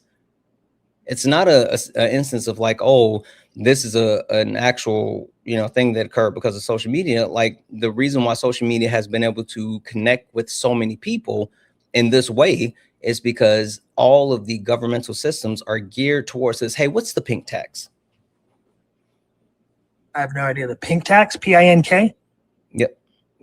I have no idea. The pink tax is an additional cost that is on women products that men don't have to pay. A lot of times it's directly on necessary products like feminine hygiene products. And also it's just like a difference in basic things. So the greatest example is you can have a company that makes black razors and pink razors. Same razors, just different color. Everything else, the blades are the same. The like gel strip is the same. But the pink tax is the company charging more for the razors that are pink than they do for the razors that are black, because they know that women are actually purchasing the pink razors. That's an actual thing throughout society where you see additional costs related to feminine connected products. Now, also, what's the wage gap between women and men? 30% maybe? No, it's 80 cents to the dollar. So 20% less. Okay, it's better than I thought. Yeah. So that speaks to the fact that women, while at the same time being able to complete any and all work that the men are completing, they get paid less for the work that they're completing. And that speaks to, again, the patriarchy, right? It's not because they're worse. It's not because there's some type of tangible difference. It's literally because they're women versus being men.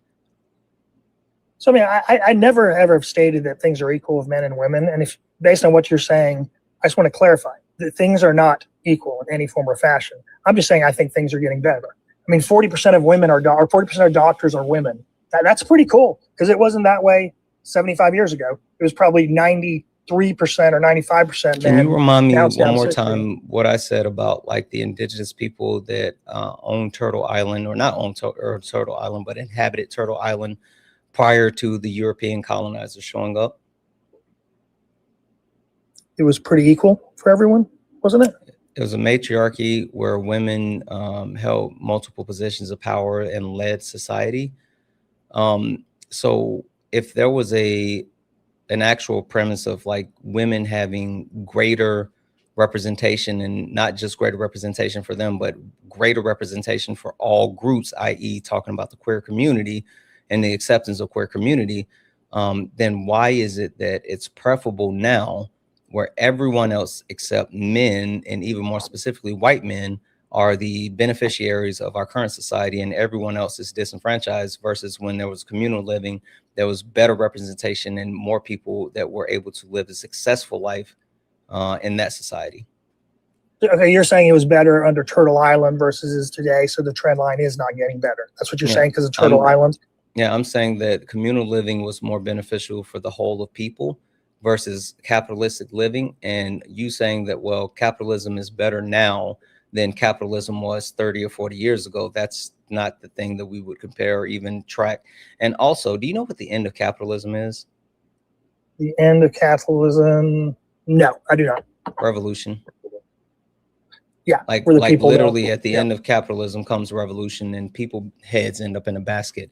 And the funny thing about capitalism is, while it always continues to trend in the direction that we're currently on, the difference is that the United States of America has been so inflammatory in their exploitation of the proletariat that they're speed running capitalism.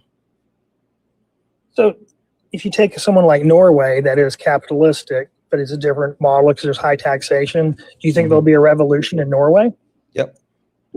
Why? Because they have all these still a safety capitalistic nets society. and they have caps. They're still a capitalistic It's society. like the happiest country in the world. It's the happiest country in the world. Why would there be revolution? Because they're still a capitalistic society.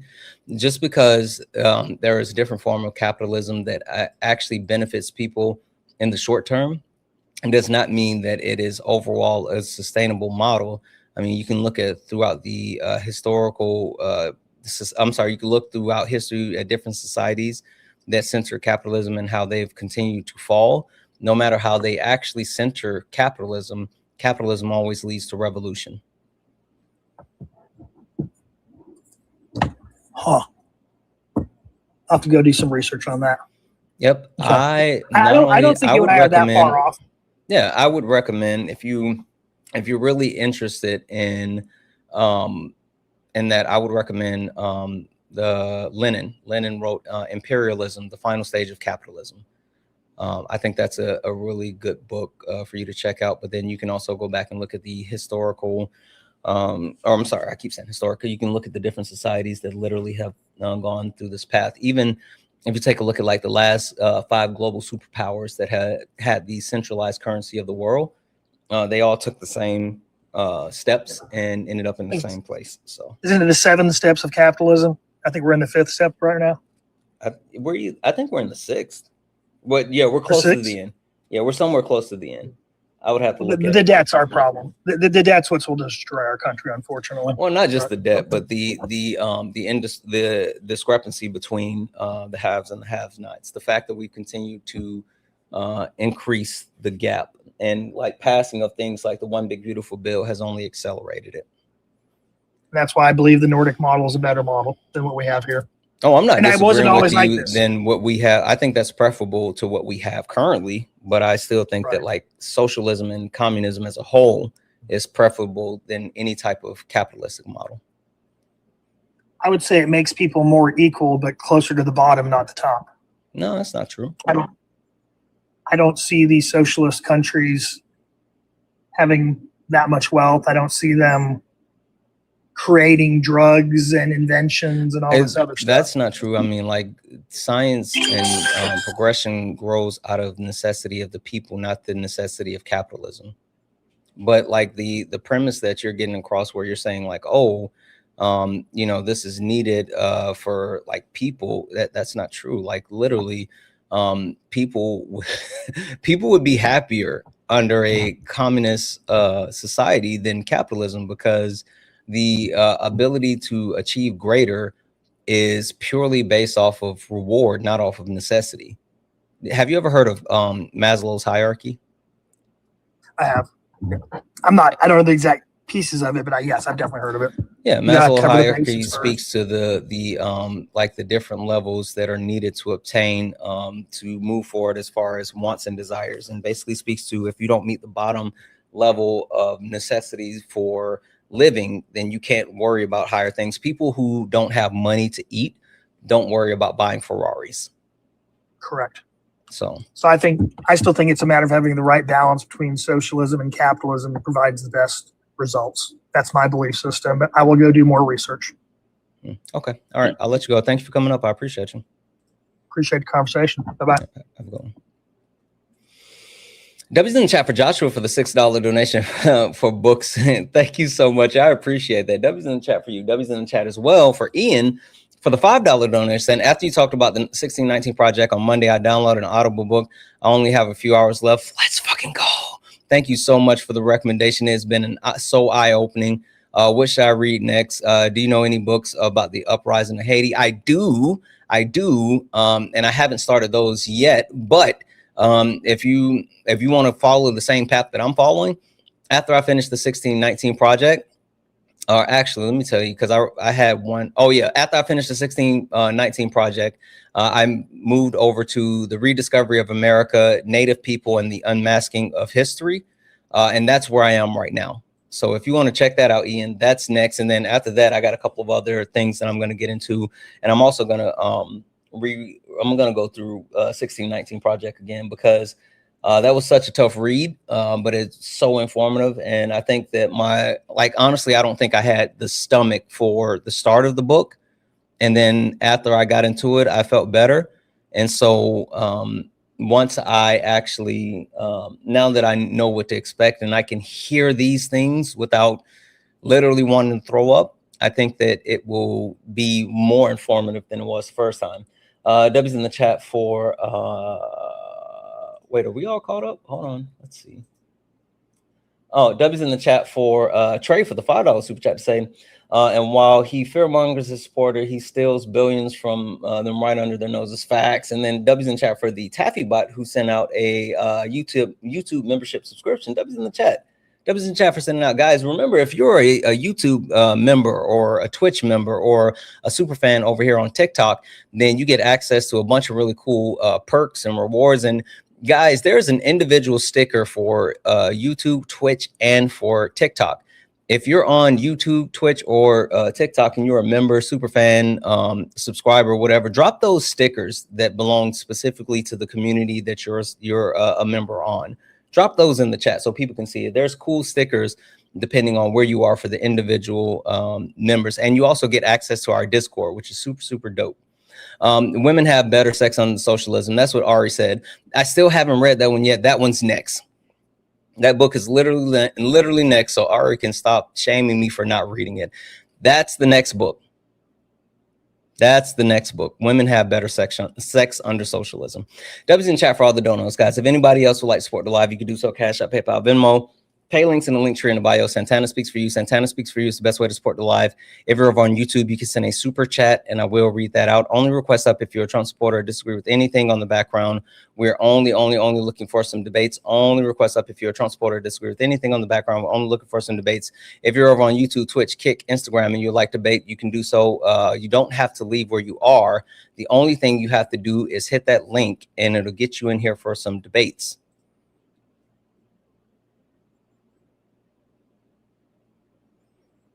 I don't know if this person's going to load. Also, guys, keep tapping the screen. Can we go ahead and get the likes up to 500,000 likes? I know we can do that. Please, please, please. Look up at the top. You see the word follow. It means you haven't followed me. Hit that follow button. We only got 73 new followers.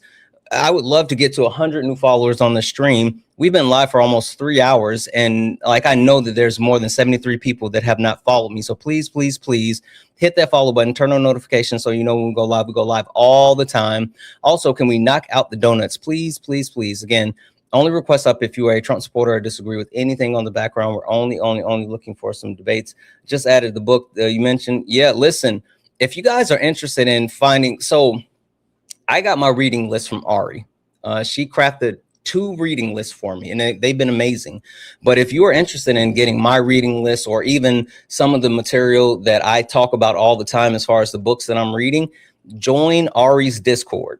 If you click the link in Linktree in Ari's, and that's at Ari for Education on YouTube and on TikTok, at Ari for Education.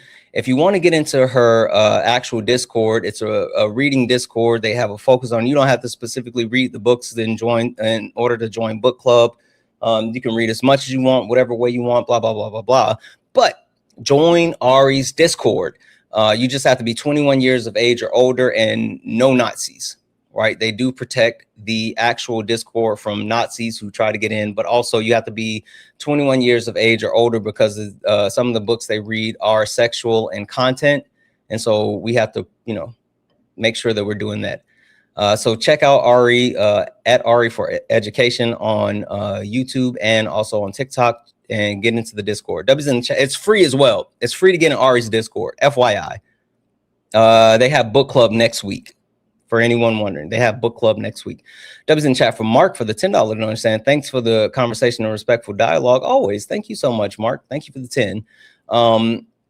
Like I said, if you're over on YouTube, Twitch, Kick, Instagram, and you'd like to join the conversation, you can do so. You do not have to leave where you are. The only thing you have to do is click the link.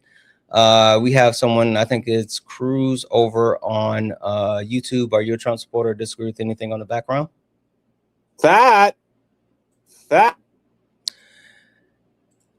So as we wait for anyone to actually get the courage to come in and debate, there's a couple other things that I wanted to make sure that I cover with you guys. So we talked about the way that the Trump administration and the Republican Party are actively going after the ideology of communism, right?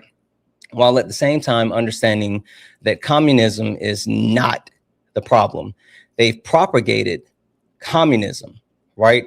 They propagated the idea of communism where that's not an actual thing, right? But it's literally because they want us to not focus on the things that are actively harming Americans, right? They want us to focus on the things that are not actively harming Americans. I'm sorry, the things that are actively harming Americans. We talked about the fact that these white nationalist groups are literally marching within the US. And even more so, that speaks to the fact that we have to undo a lot of these systems that we currently live in. And I think that it has to start with the abolishment of the United States Constitution. One thing that I like to call out is the United States Constitution is 250 years old, right? And with the United States Constitution being 250 years old, it is the oldest document that governs any society, right? And with that oldest document that's governing any society, it has led us to where we are today, which is on the brink of collapse, right? The reason why I think people tend to hold on to the idea of having the United States Constitution, it's not because it's something that's actually beneficial. It's only because it's something that makes people feel comfortable thinking that they have freedoms. That's the thing. It's the idea that the United States Constitution actually benefits all people, which is not true. It's literally not true. And the thing that I say about the United States Constitution all the time is it was the document that was founded for rich white men, and everyone else since then has been given rights and access, while at the same time having to always fight for rights and access while they're being attacked. So that's something I want to make sure people understand. One thing that I do want to share really quickly, and this is kind of off topic, on topic, or whatever. Two things, because these are unrelated but still related, right? Yesterday, Donald Trump, with his 250 and all this other stuff, he was focused on a couple of different things. But the idea of this being some type of like amazing show and, you know, just a whole big thing for the US, it failed from the beginning. I want to show you guys something really quickly. And I thought this was funny as shit, so I want to share it. 1 second.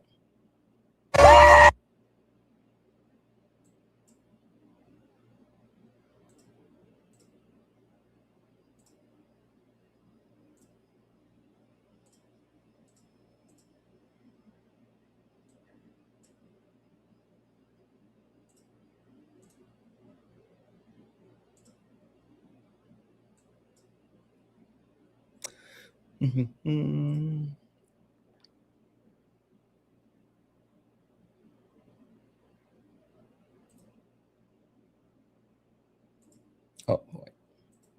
There we go. All right, guys, check this out. This was at the 250 celebration. They had people that were parachuting in, and just check this out.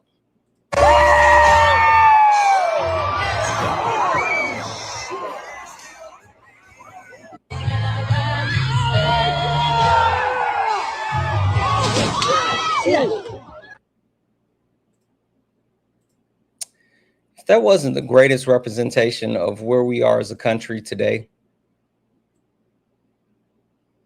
isn't that just like the actual like antithesis of where we are as a country? God damn. I thought that was funny. That's why I wanted to share it, because holy fucking shit. Anyway, a couple of things also that I want to kind of close the door on is Donald Trump. And we talked about the things that were important to Donald Trump yesterday. And one thing that he thought was super important to make sure that he gave time to, which is something that he always hyperfixates on, is crowd size. He had to talk about his crowd size. For those, again, who may not know, prior to Donald Trump giving his speech, there was not only was there like a heat wave, but there were also storms that washed everything out and people had to leave. And so since there were storms, people left and then people came back. And Donald Trump, even like prior to this happening, he was like, even if we have to wait, even if I have to give my speech at 2 a.m., we're still doing the speech.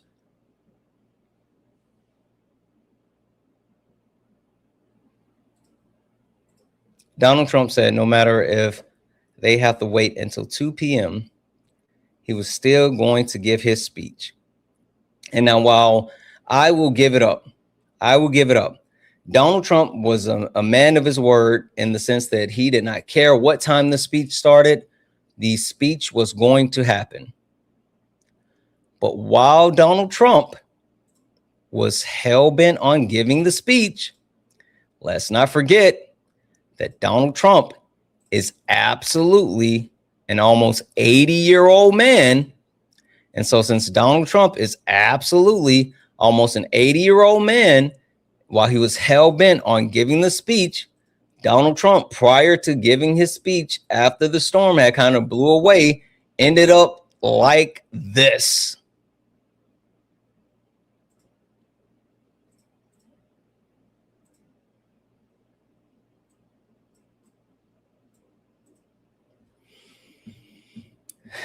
Dozing Dawn.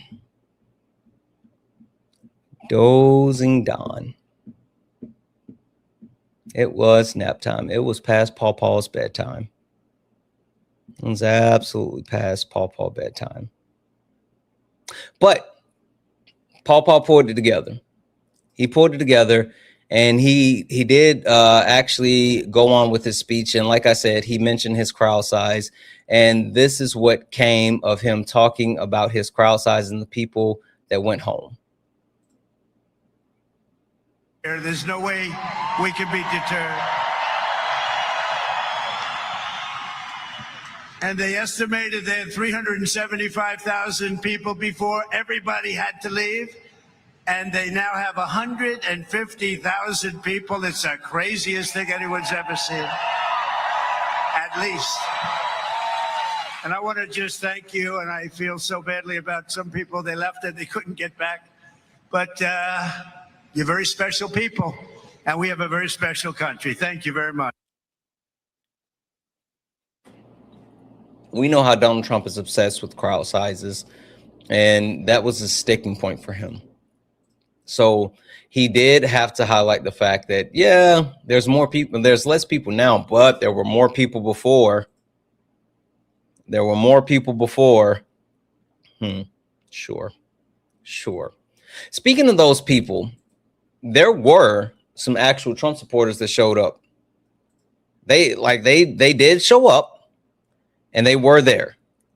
I would be remiss if I did not give credit to the people that showed up and that were there, because Trump supporters, they did come. Right? That's the only time they come. I'm going to play something for you guys, and I need you to hear the MAGA mindset. Before I do, really quickly, W's in chat for Angel for the $2 donation, saying, have you read Pure Activism by Bell Hooks? I have not.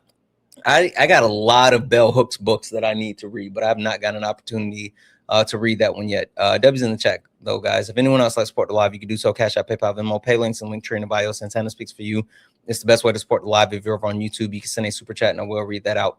I want you guys to hear this. This is literally the MAGA mindset that was at the 250 yesterday.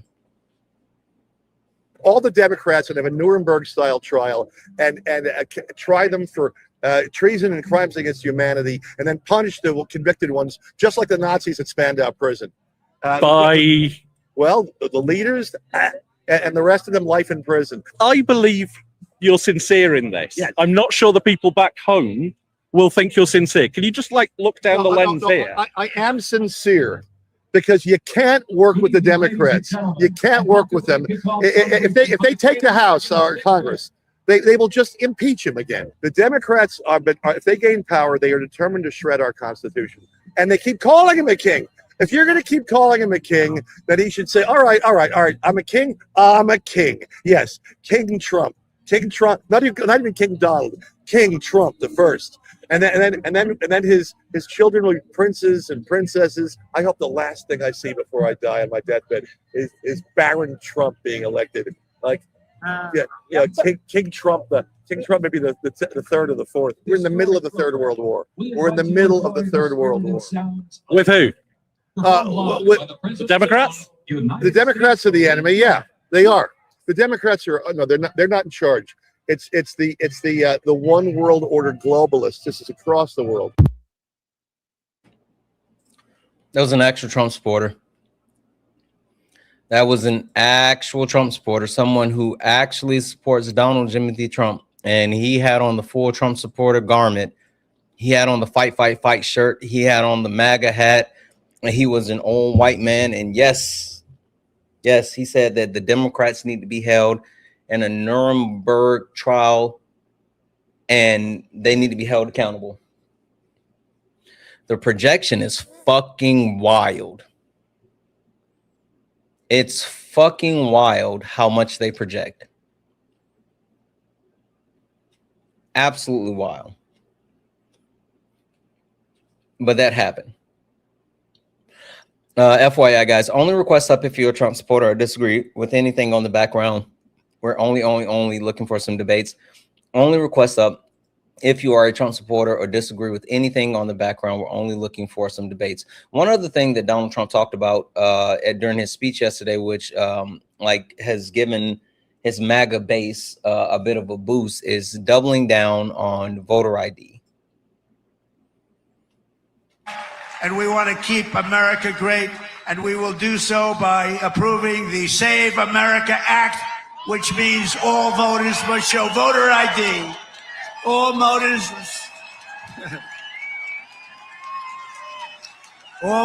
must provide a little thing called proof of citizenship. And there will be no mail-in ballots except for illness, disability, military deployment, or travel. So Donald Trump is still pushing the Save America or the Save Act, and his actual MAGA base is leaning into the idea of it as well. Hi, are you a Trump supporter or disagree with anything So in it the background? doesn't, no. So Hi. Mason's got to go to work. So I said, well, I'll get up and see if Walgreens has one. Okay. I think that was a mistake.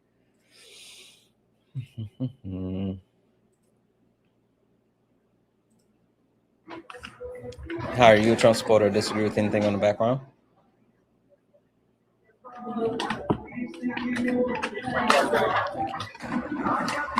Hey, I want to say this really quickly because I'm going to read this comment out just because I think it's important for us to talk about something really quickly that's been happening in our community, in our comment section, and it's unacceptable. And I think that we need to truly make sure that we're addressing this. Someone made the comment going full-blown dementia.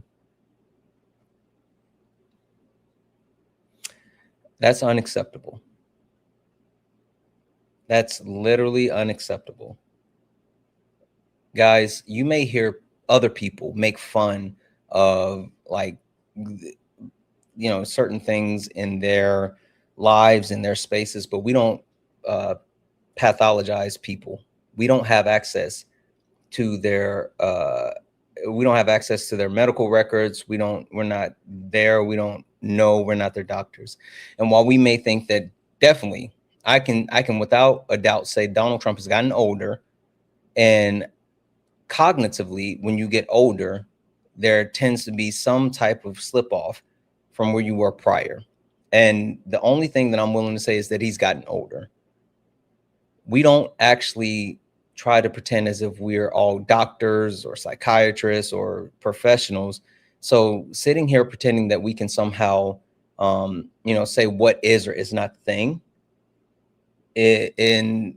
without being not only Donald Trump's doctor, but having direct access to his medical records, that's something we won't do here in our comment section. But that's an extension and a perpetuation of things that we have been talking about, right? Where people continue to lean into ableism, who continue to lean into microaggressions or like sexism. And I know that at times I can be the catalyst for that by some of the people that may come up and how I may engage with them or whatever. But I'm actively trying to hold myself to a higher standard and accountability when it comes to the perpetuation of harm that is done by the chat. But I'm going to say this, my mods are on it. And if you're warned, if you're told to stop doing something, you guys have to stop, especially if you consider yourself to be a friendly. Stop the ableism, stop the misogyny, stop the misogynoir, stop it, period. Stop saying, oh, this person is drunk. You don't know that. Oh, this person has this mental da-da-da. You don't know that. Stop pretending as if you guys know more in the comment section and then perpetuating harm that hurts other people in our community. Just stop. We're better than that. I will be better than that. And I expect you guys to be better than that. We've talked about people using the word SLOW or DUMB. We don't do that either. Stop. I will try to make sure that I'm making better decisions as far as who I let up here and how long people may be up here or whatever the case may be. But you guys have to be better as well. That being said, only request up if you're a Trump supporter or disagree with anything on the background. We're only looking for some debates. Only request up if you are a Trump supporter.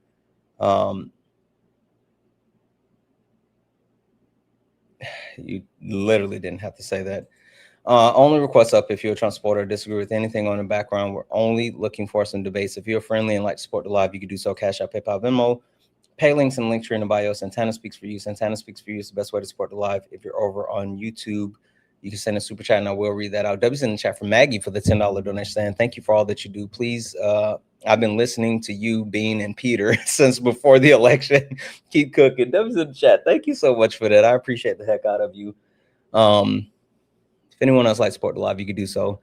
Pay links and links are in the bio. Santana speaks for you. If you're over on YouTube, you can send a super chat and I will read that out. So is ignorant okay? Because they Yeah, I mean, ignorant doesn't mean like it's just, you know, a bad thing or whatever. Ignorant means that you have a lack of knowledge. Now, being willfully ignorant versus just being ignorant, those are two different things. There's absolutely two different things. Okay, so the one we talked about that. So yeah, the SAVE Act, right? The reason why Donald Trump and the Republican Party are hot and heavy on the SAVE Act is because they believe in voter suppression. That's what this is about. It's literally about voter suppression, right? They understand that the SAVE Act will disenfranchise millions of Americans, including 21 million Americans that don't have access to passports. But they're not interested in making concessions that will ensure, you know, quote unquote, voter accuracy while also allowing everyday Americans the access to vote. That's not what they're interested in. They're literally just interested in voter suppression. Because if they were interested in making the SAVE Act work, then they would have been willing to engage in some of the actual changes to the SAVE Act that has been proposed by the Democrats, but they're unwilling to do so. So there's that. W's in the chat for I think it's Shiro. Sorry. Thank you so much for the $4.99 super chat. Say, as a psychologist, I can say that diagnosing someone who isn't your direct or present patient is unethical. Facts. It's just like yeah, you're just right. You're just right. Debbie's in the chat as well for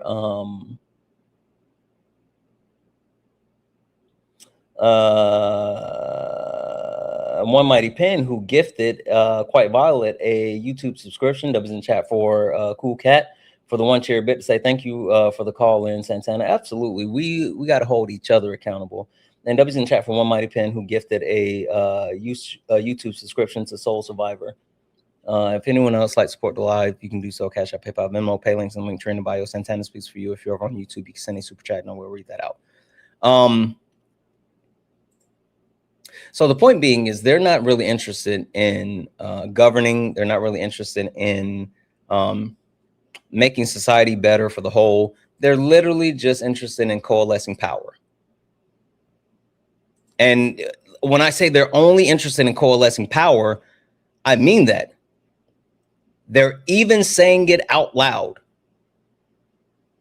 Donald Trump and the Republican Party are openly admitting that they're only concerned about coalescing power.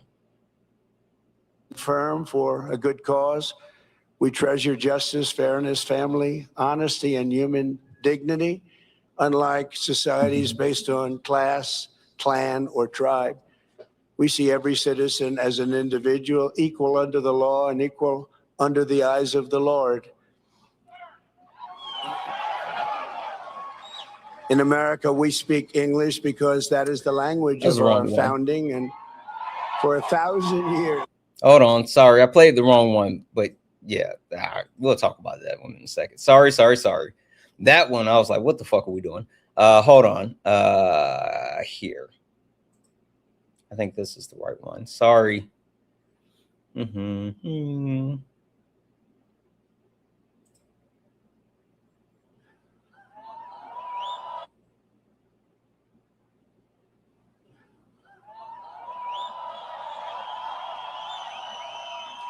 We can only lose the midterms if we allow ourselves to lose the midterms, if we are foolish, stupid, and unwise. But if we terminate the filibuster, as we should do, and immediately vote for the Save America Act, then we will not lose an election for 100 years. We do that, we're not going to lose an election for 100 years. He's openly admitting that they're trying to use the SAVE Act in order to engage in voter suppression to ensure Republicans continue to control power. That's what this is about.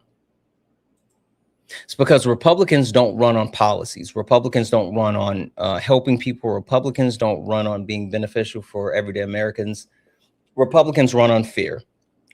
Republicans run on misinformation and disinformation. Republicans openly advocate to harm Americans because Americans, we have a tendency of not fact checking, researching, trying to understand things. This is like, for anyone that was watching yesterday, was anyone watching the live yesterday that remembers Kelly?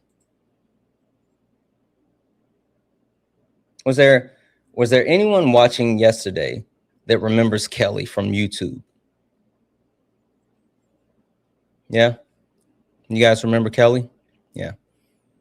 So Kelly came in and saying that he's not a Republican, he's not a Trump supporter, right? And he wanted to debate on the premise of like governments enforcing and And he made the statement that Dr. Fauci stated that if you got the COVID-19 vaccine, then you wouldn't get COVID. That was his claim. And I told him, prove it. I told him to prove it. And he got me a 19-second clip and from YouTube, and that was his proof. We looked at it. I looked it up, factcheck.org, found out that not only did Dr. Fauci not say that 19-second clip that had been circulating on Facebook was a doctor clip, and it linked the original 6-minute interview of Dr. Fauci where he never said that, right? And so I told Kelly, I said, like, hey, this disproves your point. Either provide another source or concede. And Kelly wouldn't concede. He said, no, I'm right. And I was like, okay, I'm willing to accept the fact that you're right, but you have to prove it. And what proceeded was Kelly being on the live for over an hour, on screen, on mute, searching for a video or something to prove his point, even though I gave him direct evidence from factcheck.org and from PubMed directly saying that this is misinformation and Dr. Fauci never said that. But Kelly did not want to let go of his beliefs. And so instead of accepting the factual information that I had given him, he kept looking for a way to somehow uphold his thoughts, even though there was nothing, even though he was searching for an hour and couldn't find anything. He still stuck to it. And even more than that, when I kept going back to him, he refused to actually concede the point. He said, no, I'm not conceding the point. No. He doubled and tripled down on not conceding the point.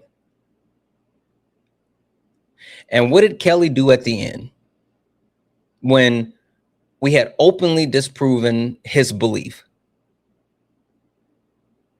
Did Kelly concede? Did Kelly engage in any of the factual information that I gave? Kelly just ran. Literally ran and didn't come back. Because it's cognitive dissonance. It's literally cognitive dissonance. I believe in holding these people feet to the fire. I believe in making them prove what they say.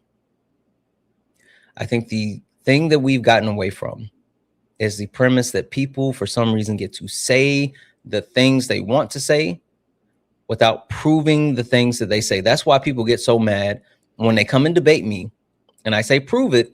And they say, this is the problem with you liberals. This is the problem with you. This is the problem with you. You always want people to prove stuff. And we're just having a conversation. We're just talking, but you always want someone to prove stuff. Then stop making fucking claims. Stop openly saying things that just aren't true. And I tell them all the time, if you want to say, I feel this, sure. I'm not going to argue your feelings. I can't argue with your feelings. Those are your feelings. But when you put numbers on stuff, that's my biggest pet peeve. The two quickest way for me to say prove it is number one, if you put a number on something, or number two, you make a bold claim. If you put a number on something, or if you make a bold claim, that's always going to end with prove it. I say all that to say we have to make them start proving the things that they say. We have to stop giving them room to just believe the shit that they want to believe. We have to stop giving them room to just randomly say stuff. I refuse. Someone else may do it. Other spaces and places may do it, but not me. I'm not going to give them room to just make stuff up. And then while making stuff up, for them just to run away into their safe space without having to engage with reality. Now, I will circle back around to that video that I accidentally played because I think this is important and like what the fuck Trump was talking about. Debbie's in chat for Rebel for the $1 donation, and just pull a kiss. Thank you so much, Rebel, for the $1 donation. Donald Trump made a huge statement. See if you guys can catch the fuck up in what he said. Firm for a good cause. We treasure justice, fairness, family, honesty, and human dignity.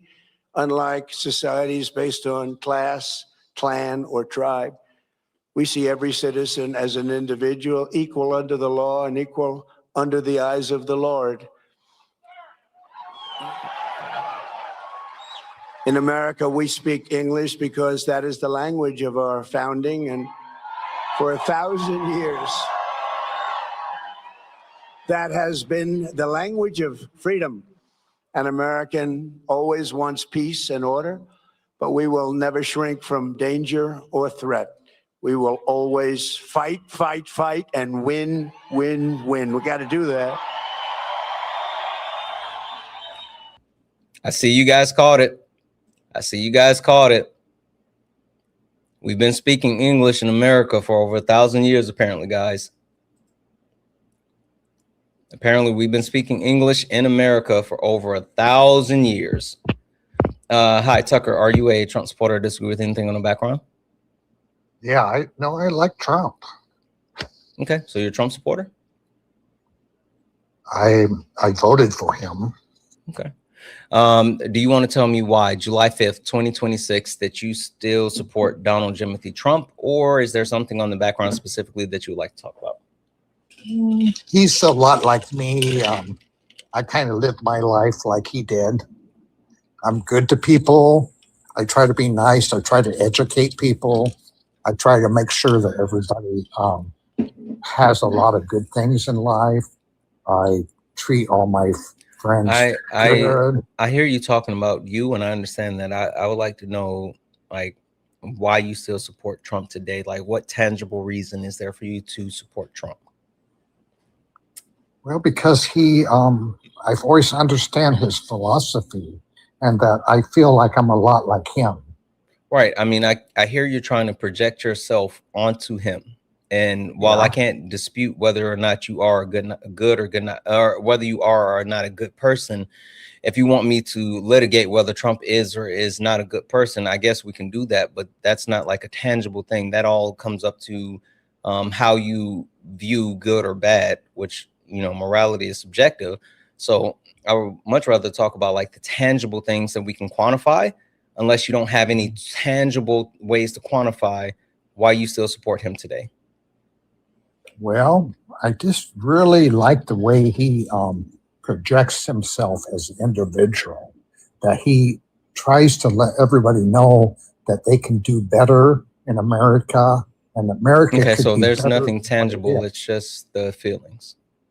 Oh, I don't know. What do you call tangible? I'm sorry. Sure. Can you name any economic measure that is better today for the average America than it was prior to Trump taking office? I have to think. I think that his projection of the tariffs on China was good because he brought them in line and got them to get rid of the precursor for the fentanyl that is killing many, many people. All right, in I'm our going to go ahead country. and kick you because you can't say the name of a drug on TikTok Live, and I'm sure you already know that, but that's not a thing. Most of the F drug doesn't even come from China. I'm sorry, it comes from China, but it comes through the borders that we have. They work with it, Regardless, the F drug is now up. It's up under the Trump administration. New Mexico has dealt with an increase of F drug flooding their country. I'm sorry, their state. So you're just wrong. You're just wrong. Ty, get out of the request.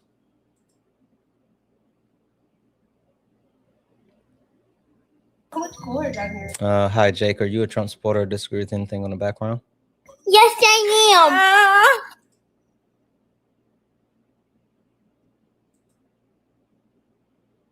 W's in the chat for the baby. W's in the chat for the baby. Only request up if you're a Trump supporter or disagree with anything on the background. We're only looking for some debates. If you're someone like support the live, you can do so. Cash App, PayPal, Venmo. Pay links in the link tree in the bio. Santana speaks for you. Santana speaks for you is the best way to support the live. If you're over on YouTube, you can send a super chat and I will read that out. Ty, I have no interest in debating you because you don't have anything. Find somewhere else to like do your weird shtick. You're not doing it here. You're not doing it here. So the point that I was getting across, right? The point that I was trying to get across is that overwhelmingly, Trump supporters tend to lean into things that are easily disprovable and things that we know not to be true, right? And that's a problem.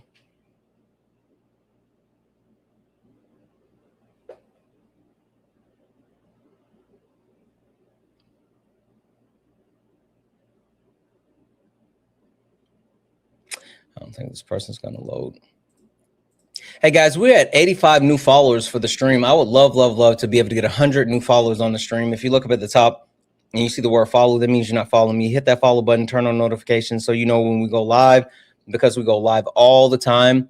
So like I would love, we're so close to 100 new followers on the stream. Only request up if you're a Trump supporter or disagree with anything on the background. We're only looking for somebody that had to turn the camera off. Andrew, are you a Trump supporter or disagree with something on the background? Man, I am, but I was just trying to show you a fish tank just to change the topic real quick, but I can't.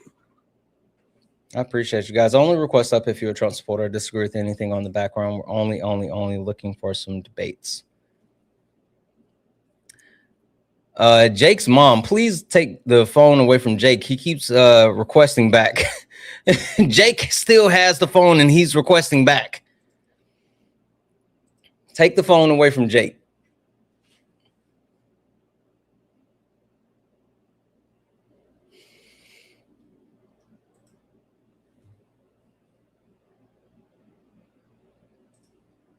Debbie's in chat for Phoenix Eyes for the $5 donation. If you live your life like Trump, just get out the box now. I don't think anyone wants to hear from the guardians of, yep, guardians of pedophiles.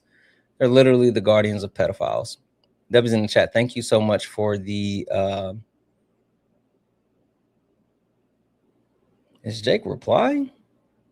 Did Jake say no? What the hell is happening?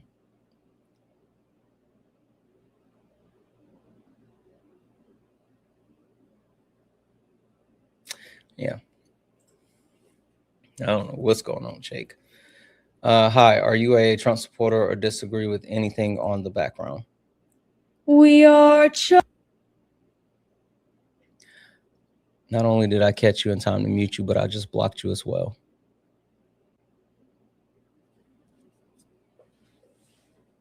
I literally muted and blocked you at the same time. We don't do that bullshit here. You're not funny and it's not enjoyable. Fucking weirdos.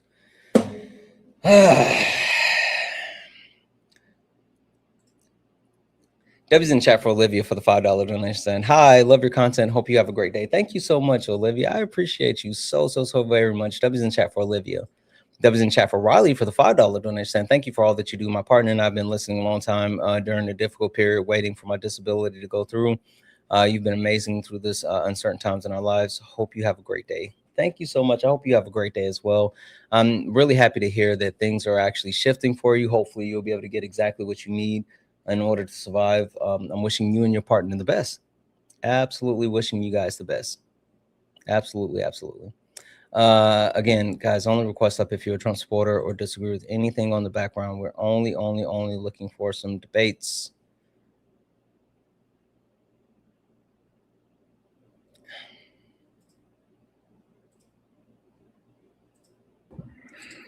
Hey, you ran a couple of days ago. What? You ran a couple of days ago. Probably. What were we debating about? Communism. Did you come back for the same thing? No. I was talking about border. Right, but did you come back to debate communism again? What did you come to debate? Communism. That's not the same that I debated last time. What did we debate last time? Border security. And you ran when we were talking about border security, and you think that you can debate communism? Well, I can tell you my viewpoints. What's and communism? why it doesn't work. What's communism, you said? Mm-hmm. A system, an economic system of there isn't no private ownership. Mm-mm. What do you mean now? That's not it. Well, I mean, I don't think you're communism hasn't worked. It hasn't worked. Like over around 100 million people have died in the past 100 years. I don't think you're tall enough to ride this ride, if I'm going to be honest. And then it doesn't support innovation, you know. You're not qualified for that conversation, and I'm honestly just trying to spare you. I don't see any value of you trying to debate something that you have no base level of knowledge for. Sorry.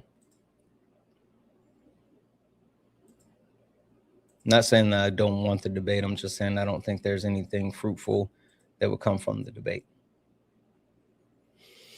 So there's that.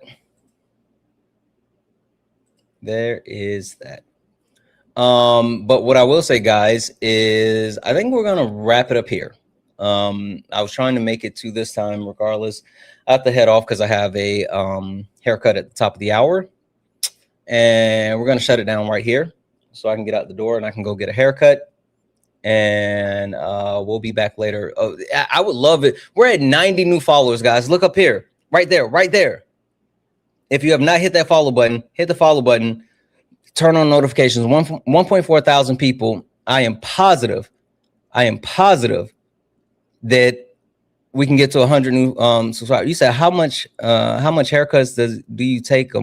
I get a haircut every week. I'm sorry. It's the difference between black people and white people. White guys, I know they get maybe a haircut once a month or once every couple of months. You know, some of my white homies, they go a while before they go back to the barber. I go to the barber every Sunday. I go to the barbershop every Sunday. Some of my white homies get a haircut every couple of months. Just saying.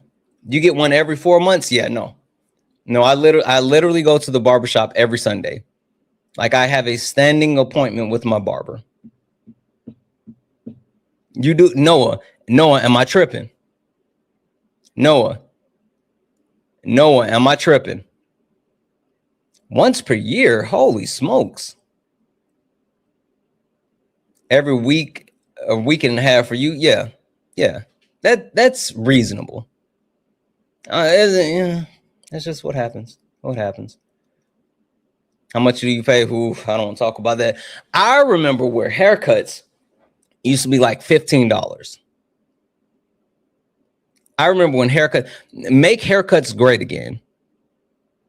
Because my haircuts used to be $15. The price of the brick went up. The price of the brick went up.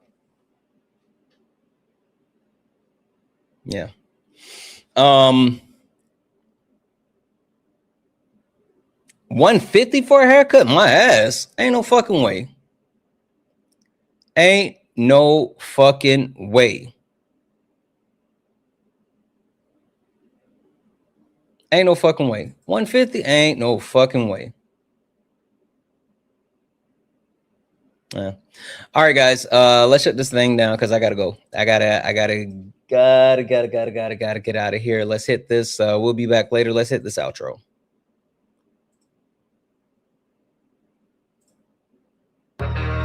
You stepped in a box, now you're in the ring. Ain't no hugs here, you better take your best swing. Mike Hot, who wanna step in the flame? This ain't a debate, this a mind game.